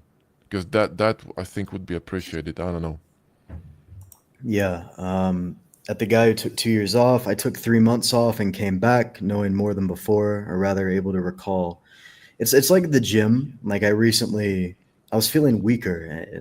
I was eating right, protein getting in. I was just feeling weaker. One second, I'm getting I some took water. like yeah, I took like I think a week off maybe. And I actually enjoy going to the gym, so I didn't actively want to do that, but I thought maybe it would help. And then I just hit like a new PR the week after just by stopping completely for a week. So taking breaks, contrary to what the gurus say, can be beneficial as long as you're doing it for the right reasons. After 12 years in the game industry as a hard surface 3D artist, I barely touched organic modeling. It's totally different skills and tools. Yeah, it's you're either going to need to learn how to sculpt or do the sub D workflow, deal with topology, all that. It's a vastly different workflow. And that's like again with hard surface, you just throw some booleans around, learn the basic tools, you can learn it very quickly.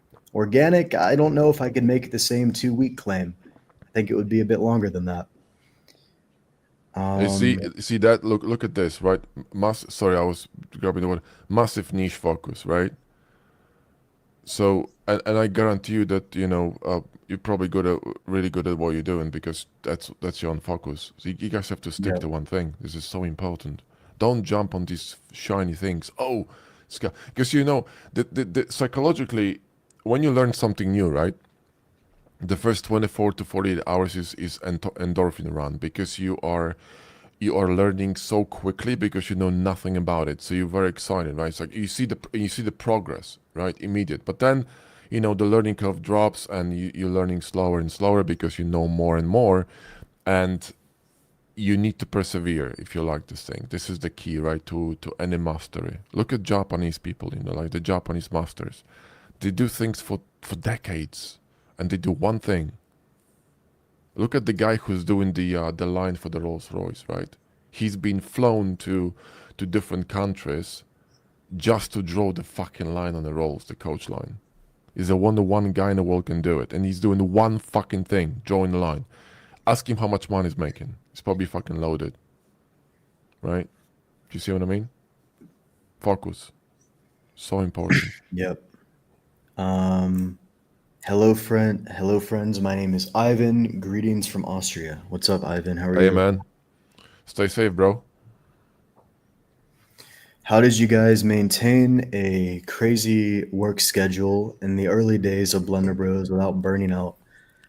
Um, I was in my last year of college, so I essentially had no free time at all. And I'm not complaining. I enjoyed the process. It was very fulfilling. But I would go to my classes. I had two left to graduate. Do the bare fucking minimum because I wanted to go full time into this. So I was like, I don't need. I'll just get a C. I don't care about the A. Who gives a shit? So I did that. Um, I if I had more than like 2 years, I probably would have dropped out to be honest. But I'm glad I didn't. I Only had a told him few fucking classes. not to, man. I said no fucking way you're dropping out. You gotta No, not finish. not not with two classes left. It was just too close. You had this kind of kind of like there was a period. It's like, yeah, I can't be I had but a I said, period. I was oi, like, I I really just can't be. But yeah, I finished it. But yeah, it was mostly like legitimately 12 to 16-hour days for yeah. a couple year period. Because like there were no products developed. We didn't know anything about marketing or pricing or sales funnels or like there was a lot of information that we didn't know. We just weren't experienced. Now that we know it, we could feasibly work a couple hours a day and be fine. Not that we want to do that, but in the early days, it's a fucking grind. If you watch like any interview on YouTube, they're gonna say the same thing. With that being said, it's not just about pure hours in. It's actually like, are you moving the needle on the right tasks? That's what's important as well. I think it's also the process because we enjoy the process. We are kind of absorbed with which is exactly so important to do something that you want to do. Because if it was something we didn't want to do, but we were doing this for money, this wouldn't work, right? And the amount of hours put in, yeah, there were days we were like sleeping like 4 hours a day, 5 hours a day or less, sometimes three. I'm not I joking, I'm don't, I serious. don't, And, I and don't suggest that because it actually hurts performance. we were working like not. I mean, I still work every day. Just And recently, going to we are both actually doing the same thing, pushing YouTube harder. So working more again, way more than used to. Basically, whole day. And we just whenever we work on a different project or like a new project, the amount of hours goes way up, right? So it's kind of it's non-stop basically, when you can just there are periods when you can take it easy and chill a little bit, But if you're not going to be consistent with what you do, it's just gonna wilter, right? So you need to wither. I mean, so you need to really you need to really keep pushing it. Just you can't Yeah. stop. And there's seasons, like there's going to be seasons where you might focus a bit more on other things. You like go through. One of my friends said you'll have like a lock-in season, and then like maybe not Ryu because you're outside of that age bracket. But in my 20s, there might be a season where I'm like not fucking working 16 hours a day. I'm like going and socializing, meeting people. So there's always a balance there too. Um, I bought I bought the add-on Fluent. How is it compared to Boxcutter and HardOps? No idea. Don't use it. Yeah, precisely. Never HardOps and will probably. Boxcutter is the So best. yeah, I just no need I've for it seen either. videos. It just looked too clunky. I mean, to be fair, we started with those, so we haven't used it. So, Hmm. um, is Blender Bros just you two? Do you guys have a team? Do you outsource things like marketing, or do you guys do everything? Thanks ahead of time for answering. It's just us two, and we have one video editor. And the video editor we found in our community, he uses Blender. He was learning from our videos, and he's like, "Hey guys, if you need video editing, And he's been editing for us for what, 3 years now?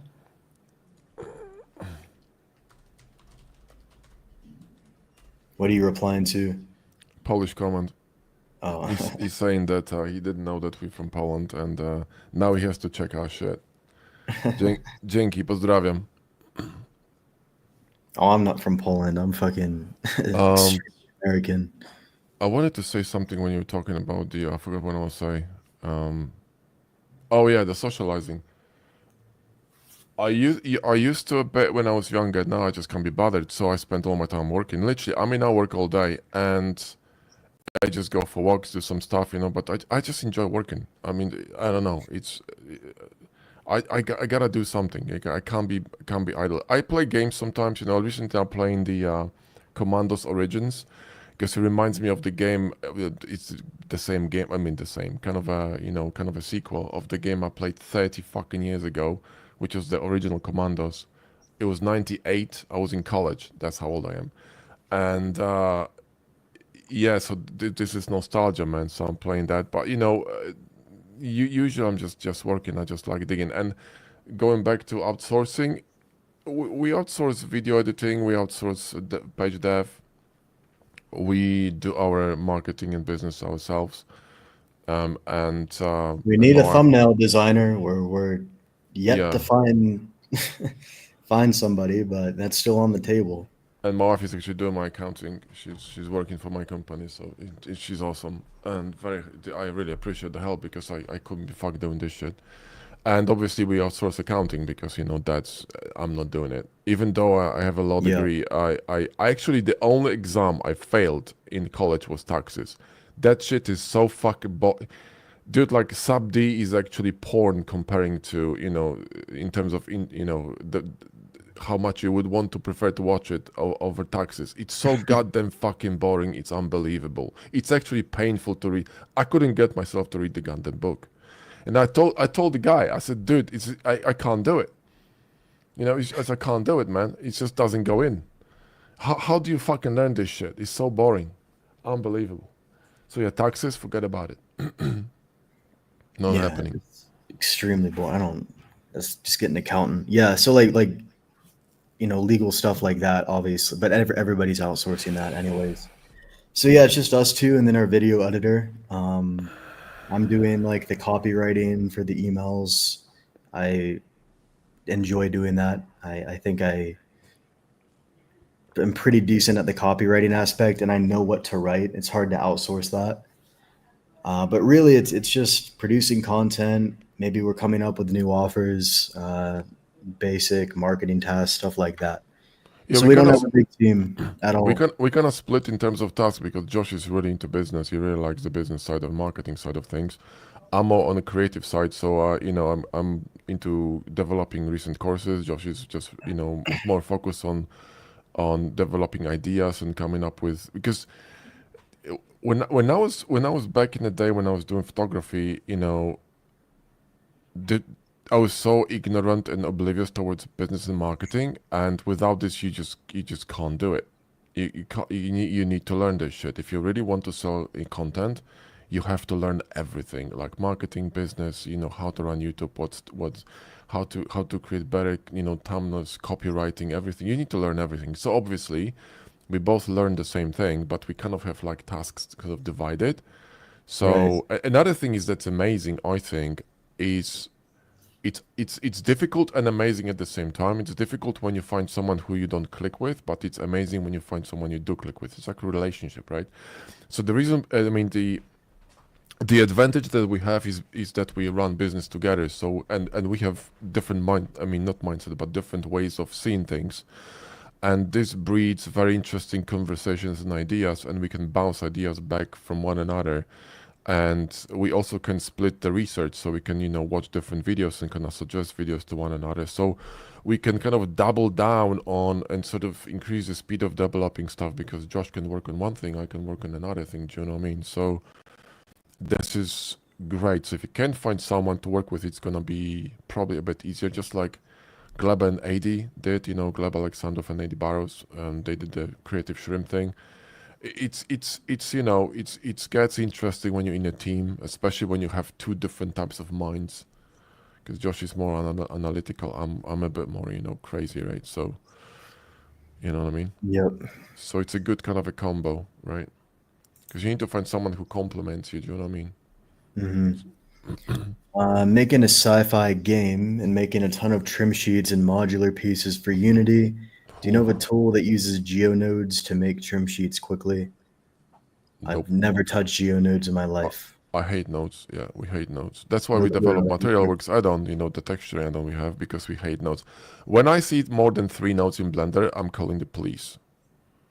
That's how much I hate nodes, Literally. okay? I I fucking hate them. Neither of us know anything about In fact, nodes. I'd rather model in sub D than do the nodes. That's how much I hate nodes. So yeah, the node stuff, it's not happening on my channel at all, and Josh has the same feeling about it, I think. Hmm. Do you guys experience eye strain?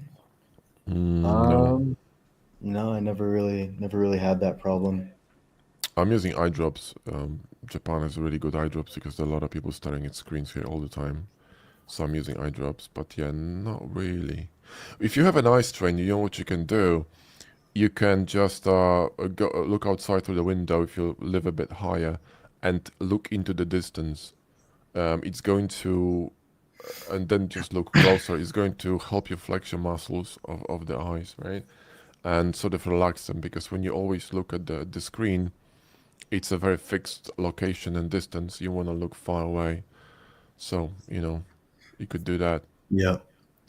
Guys, there's a lot of questions. I'm gonna try to hit the most important ones because I'm like an hour behind on the questions. So Damn. yeah, because these were at like 4:20 p.m., almost an hour. Or we can just quickly go through them. We don't have to spend as much time on each. Yeah, let's go. How long did the accelerator take? Was ChatGPT around? No. No, that was in 2023, and then obviously we've added updates since then. But it's very easy because we have all the information. We know what we're doing. We just had to script out the course and plan it out, put in the most essential stuff. You gotta remember When that we the difference know, between what we do and other people are doing is that if someone is actually working for the industry and they're making a course, they're not in a business of making courses. We are teaching for a living. So for us, making a course is very different, especially in our niche. We simply have all the mm, tools and, so we listen to your feedback, and yeah, and then we knew exactly what to do. Yeah. how did you come up with the mech? I assume from the accelerator. I don't bloody remember. I genuinely don't. I think I always, well, look, when I that was before the AI thing, because the plasticity ship and the truck for the HardOps, it was developed with the assistance of AI. So we were actually, I was working with Dustin together. We spent like few hours doing it. So it wasn't just put a prompt, get a truck. No, we were looking for a lot of references, and we were looking for a lot of ideas. I knew exactly what I wanted. That's another thing. I could see this truck in my head. I just wanted to flush it out. And it was work combined with AI and also Midjourney and going back and forth, mashing up all the references and eventually painting over in Photoshop. So it was a kind of a sort of a complex process, and the ship for plasticity was the same, right? So I knew kind of what kind of ship I wanted.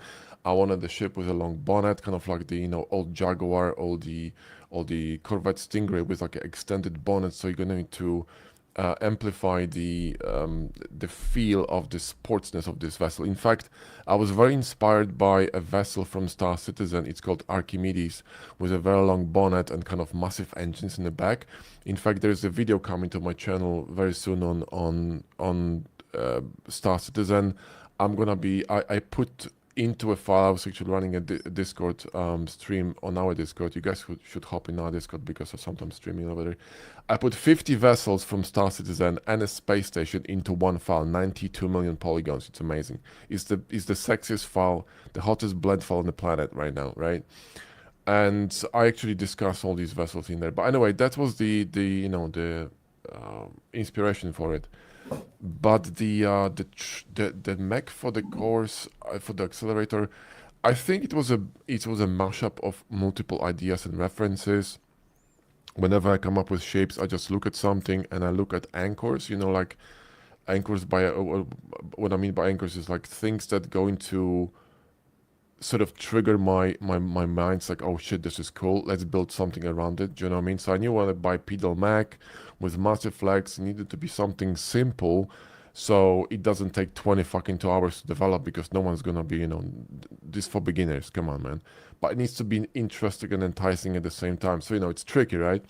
So I think it was a combination of multiple ideas from internet and kind of researching some references because AI wasn't involved back then at all, right? So yeah, I would just we have videos on this, and you need to really immerse yourself in the visual language and the design language. So play games for sci-fi, which is sci-fi is what we do. Look at sci-fi imagery, look at good art, keep stuck in references. I have like, I don't know, uh, 70, 90 gigabytes of refs in Pure files, you know what I mean? Like, it's just, I keep stuck in it. I was playing recently the game Star Wars Outlaws specifically for screenshots, and actually the game was pretty cool. They fixed it, so it wasn't too bad. The chick is ugly as fuck still, but but the game is cool. But I took so many screenshots because the art in the game is fucking incredible. Like, it's fucking incredible. So you go there, you take screenshots, you look at this, the ships, you look at the details, you examine it. That's how you should be studying, right? And eventually your brain's gonna be kind of immersed, like you immerse yourself in a language when you go to a country and you hear the language all the time, right? So it's kind of the same thing, and you're gonna start seeing shapes in your head, you know? So that's how it works. Let's try to rapid fire through some of these. Which platform do you recommend for publishing high quality courses other than Udemy? I would not publish on a course platform. I would make your own website and build out a sales funnel, which is going to require learning marketing and sales funnels.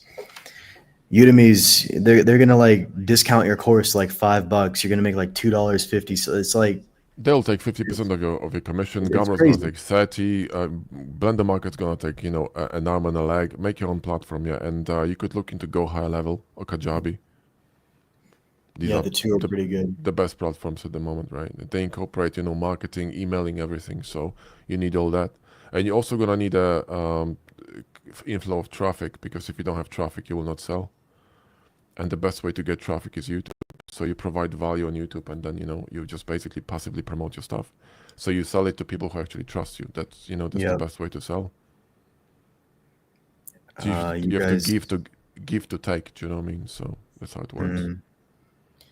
thank you, Chris. We appreciate that. How, how do I market research? See, we're far behind. Google it exactly. Holy fuck! That's like an hour ago. Yeah. Keep going. Keep going. When did you guys discover your love for hard surface modeling? I'm 18. Trying to figure that. I just honestly I just kind of stumbled into it. I dabbled with Blender for years beforehand, never really found anything I enjoyed. And then Hard Surface was just the most enjoyable to me. And then it just so happened I started making content on YouTube.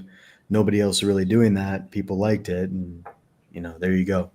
It's kind of like with girls, man. You find a girl, she's nice, but she's too mellow. You're not into it. Do you know what I mean? You want some danger, right? And then you're thinking, okay, I'm into Latinas, so let's go, right? So it's a no, seriously, it's a process. You just have to try it, right? If you try an ice cream and it's chocolate ripple and it's too sweet, and you try I don't know strawberry and you love it, there you go. You love strawberry ice cream. You tried. So you have to try things, and the faster you try, the better. So you're just gonna rapid fire trying shit, and you're gonna narrow down eventually things that okay, I like. You could even run kind of like a list, okay, pros and cons of whatever you're doing, and you just can kind of run like a matrix comparison, and narrow down to few subjects, and then focus a bit more on them, and see when you go deeper, when you still like them or not, and if you do, then you're kind of getting closer. So yeah, you gotta try things, man. Need to be in connection with your personality, okay? Right? Yep. Yeah. Hi guys, started Blender with you guys. Learned too much from your free YouTube videos, and now I'm making my game meshes 100% in Blender. It's awesome, bro. It's sweet. Sick stuff, bro. Keep going. Thanks for sharing all your knowledge. Absolutely. Appreciate it, man. Cheers. Can you guys share some of the projects you have in the oven? Not quite. Almost. Almost. I But mean, it's actually, gonna solve a very, very big bottleneck that is basically people are like clawing at the wall for. the, Some the people might guess it, but yeah. the most immediate one is gonna be update to our add-on Material Works, which is gonna allow you to add decals and trim sheets through the add-on, so you will not need decal machine because it's just causing too many conflicts, and it's very easy.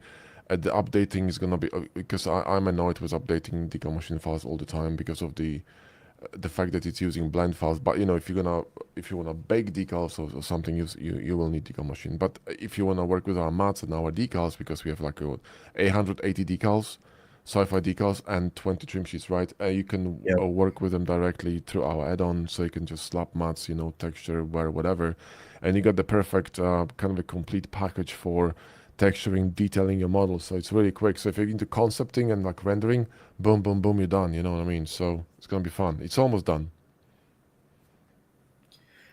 I learned a lot from your hard surface tutorials, but when I try to make my own stuff, I get stuck. How do you apply what you know to your own ideas without relying on tutorials? See, that's what I'm talking about when I said that the bootcamp course should be revamped into blockouts and coming up, driving up Mhm. shapes, because that's what people are stuck with. You see what I mean? That's exactly what I mean. I'm gonna Because give you guys a hang on. Let everyone me. struggles. There's a secret back end link. It's not public. I'll give you it. Go to blenderbros.com. Let me confirm this link is still active. It should be. Yeah, it's still active. What is Go it? to blenderbros.com/D as in David, B as in boy, dash design dash one. The hell is that? Don't. I'll just post it in here. This is Is just it a this is PD, something we were doing. Like it was. PDF? No. It's that thing with the mech, the progression, and it explains just Oh, this. It oh, literally explains this. the video. It's Yeah, from exactly. is it from where is this video from? Design Vault. This was a couple years ago, I but don't but remember, man. it still applies, Guys, we to got so much shit. We made so much shit. It's crazy, man. It's we have our Dropbox is over 7 terabytes of data. That's all I'm gonna say. Yep. Um, I've bought your course. I learned Blender really quick and good. The course helped me a lot, especially some technical and setting stuff helped me a lot of my workflow to make it much faster. It's awesome, bro. Glad to hear that. that's sick, man. Cheers, mate. That's exactly what we want to hear. Yeah, because the best thing for if you're teaching something, the best thing to see is people growing fast and enjoying themselves. Because it's all about having fun and getting to your destination as quickly as possible. Yep. Um, Hey guys, when exporting models from plasticity to Blender, is it better to clean them with quad remesher or manual retopology? I It mean, quad remesher is currently the best, but it's not where it needs to be, it, especially it for like hard surface stuff. it's great for sculpting because you can use you can actually retopologize sculpt pretty well using especially using muds and what do you call this thing? I forgot. Face. Come on. I forgot what it's called. I blanked out. But there's a way of assigning face areas based on mud to models, and you can use it through quad remesher to remesh. But it only works really well for sculpts.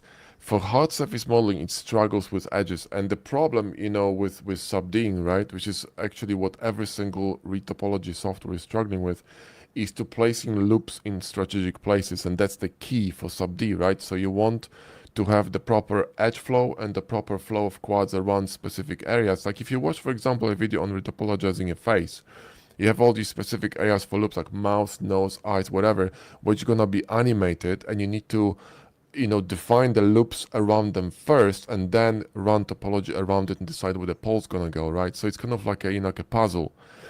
And quad remesher can't do it, right? You can do it on sculpts to a degree, but you can't do it on because you can again determine the areas, but with hard surface you're gonna struggle. So it depends what you're topologizing. I think that you may need to just use the traditional tools. Just try it, but Mm. it depends what you when you're working on. Chris, 3D printing core is pretty good. HardOps and Boxcutter was awesome. Oh, I'm cheers, mate. 62 years old and I've been working with Blender for less than a year and bought your courses a few weeks ago. Awesome. Thanks, brother. I hear that, Appreciate it. brother. Appreciate it. See, 62. I mean, this is actually great because you're all like 12 years older than me, but we have a guy on our Discord or two which are over 80. So if you're one of you guys thinking that it's maybe too late to get into 3D, it isn't. I started at 43, right? Mm. It's not too late. It's too late if you're not even gonna start. That's when it's too late. Okay, just get to doing. Less talking, more Um, doing, basically. how did you two end up meeting? Actually, That was an accident. it was It was a stream. literally on a live stream 5 years ish ago. Little, yeah, around that. Yeah, I I was was sitting at home and streaming, modeling, and and Josh was streaming. Yeah, so and literally the last stream we did like a week ago. That was our first one in 5 years, I think, since we actually met. stream. Yes, I think so. Mm. Yeah. It was 5. Yeah, so it's been a while, and now we're gonna do it a bit more often. So yeah, it was an Yeah, accident. Josh was just modeling, and I mean I was modeling, and I kind of stumbled across a video, and then I don't know why I played it. I have no fucking clue. And then I saw you using my decals, and I was like, what? So I hopped in the chat, literally. and he was very distracted because modeling and replying. Says, so listen, you model, I reply, and there you go. That's how we started cooperating. Yep. Let's try to. I say we wrap this up around 5:30, 6:30 Eastern. Yeah, Try to go through these pretty quick. go for it, I man. enjoy these streams, but like when you're staring at the computer reading, it becomes a bit. I don't know, like foggy. Do you guys talk about which YouTube videos each of you will make?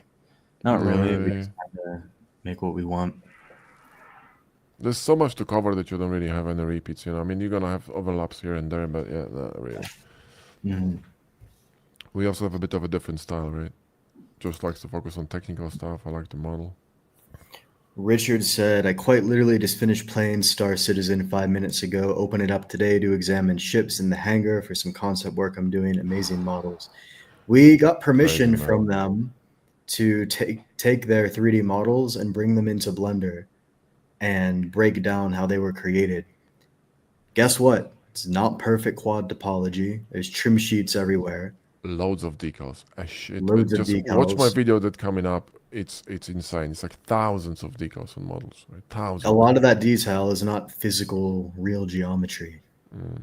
They're very clever with the way they design them, and the Yeah, if design you is guys need insane. decals, we have a pack. What is it, like almost 1,000 decals in total, Like 860 or whatever. and then like 20 plus trim sheets. That's probably more than you'll ever need. What else? What's your opinion on AI? I think it's amazing. It'll just make the workflow even easier.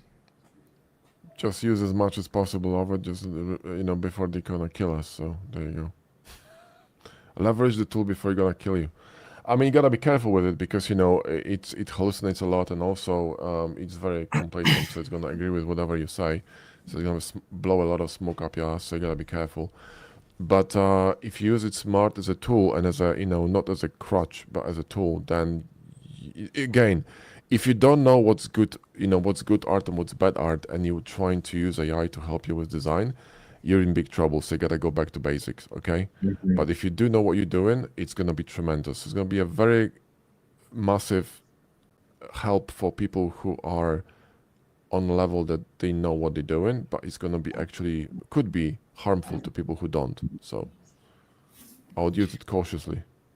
Yeah, people keep telling me my topology is bad. It's not the best, but with hard surface modeling, if there are no shading issues and the final render looks good, does it matter? It depends on the context. What are you doing with the model? Yeah, I can't answer that without context.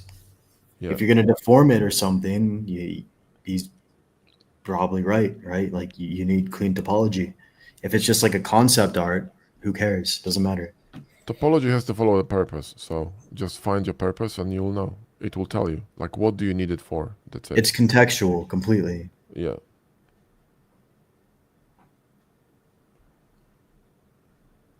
Let's see what else we have. Pronoun people are gonna bully you into I all just saw quad it. topologies. Honestly, it's kind of like with Japan. When I came to Japan, I was excited. Then I was, shocked, and then I was like, whatever. Sometimes even annoyed. But the same with these guys. It's like at the beginning they were like, "What the fuck," and then we're like, "Whatever." At the moment, I don't even. I used to get a kick out of replying to them and kind of, annoying them, but now I just can't be even bothered to do this. I just mute them, nuke them, move on. There's few people got banned from a Discord because they were pushing a woke agenda. You're not welcome, so don't even try. You can stay and Literally. learn, that's fine, but don't fucking, don't be fun and try to make everyone fucking dye their hair pink because I'll fuck you up. So you toast if you try to do this shit I on our hope somebody Discord. clips this and makes a Reddit post. Another free Good, promo. good. Blender Foundation could use more funds. Let's go, bitches.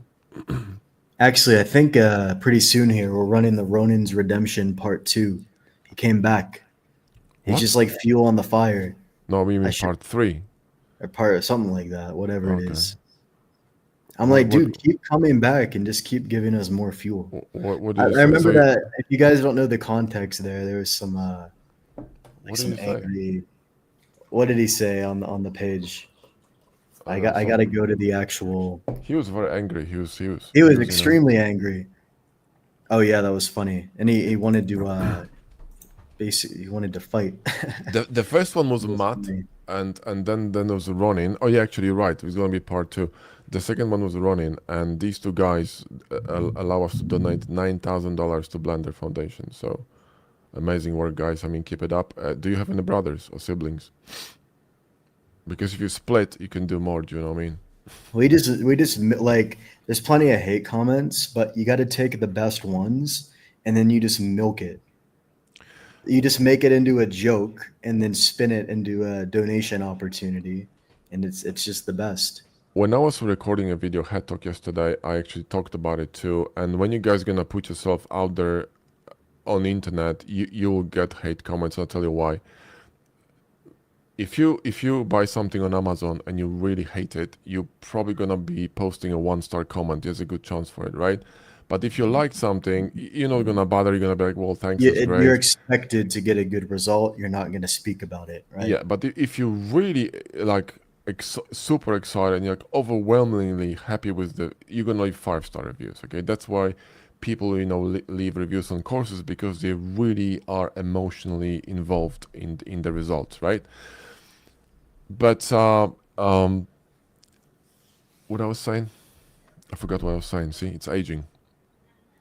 I need an assistant to remind me what I was saying.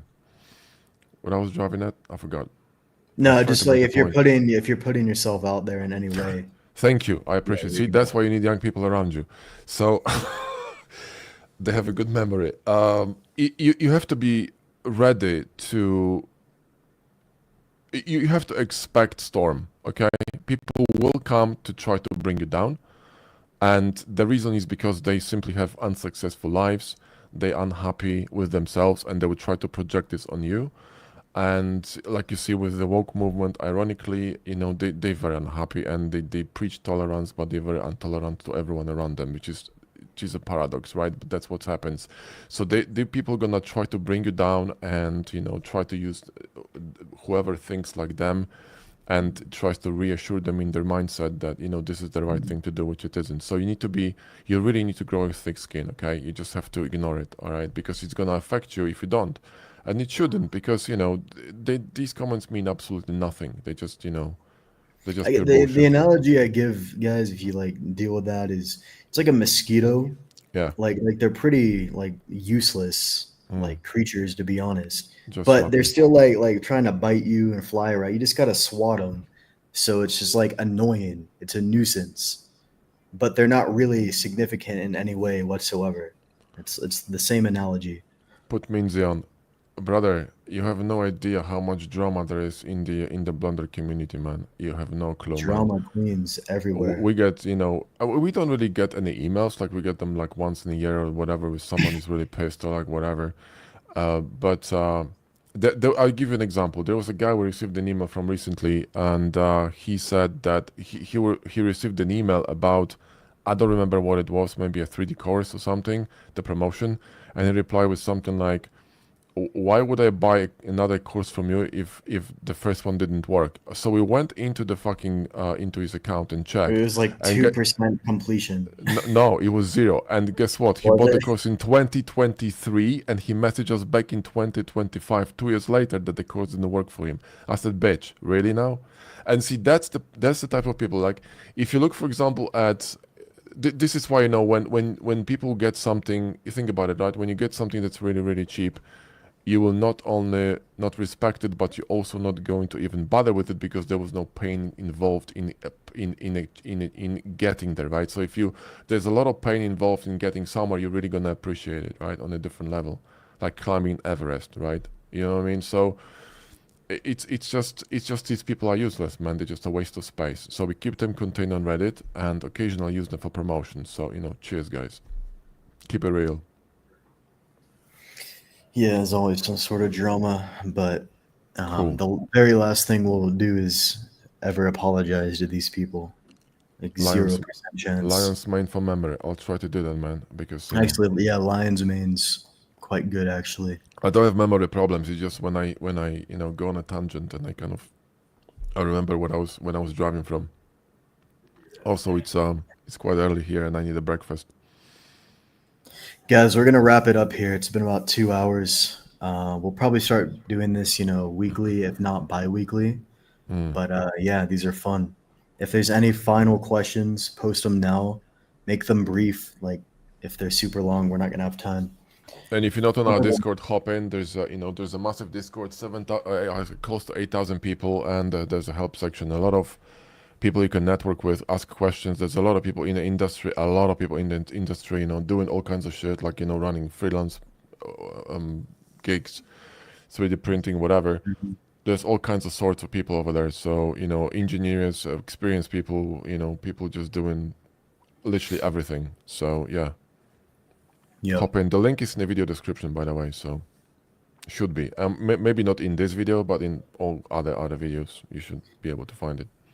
Yeah. If any of you guys are new, and you obviously want to learn hard surface, the best program to get would be the accelerator. And that's going to get you like the full results in about 2 weeks of time. And yeah, that's probably the best course on the market, right? Like just judging by the pure amount of testimonials coming in is getting people very, very good very quickly. I mean, not everyone has a chance to an opportunity like we have, which we're very grateful for it to get feedback from actual 100,000 students and so sort of build on top of an existing course and create something that's really kind of delivering. This is why it's so funny because we see these comments sometimes like, really, can I really learn Blender in 2 weeks? I said, look, you're not gonna learn the whole Blender, obviously, because that would be a ridiculous statement, but you You're will going to learn learn the hard surface related aspects. the hard surface related aspect because the curriculum is so well designed and structured that there's no other way. If you're going to actually fucking study, because if you're one of these muppets who gonna come back after 2 years saying, oh well, it didn't work for me, then and did nothing, then you can bugger off basically, because that's not study, that's just fucking around. It's You know like what I mean? buying a program. You look at the title of the video, but you don't watch the video. It's like, Yeah. what would you like me to do? So like the best filter for that is to charge accordingly. If it's too cheap, people just like complain. It's crazy. Cool. All right. Anyways, we're Well, gonna it's end it looking off good. here, Yeah. guys. Thanks everyone for joining, and see you Yeah, it next was time. fun. We'll probably do this again next weekend, so keep an eye out. Keep in touch, and yeah, we're on Discord, so sometimes, so say hi, Yep. and keep it real. Yeah, keep studying. Yep. All right, All right, guys. guys. Peace out. See you. Cheers. Thanks.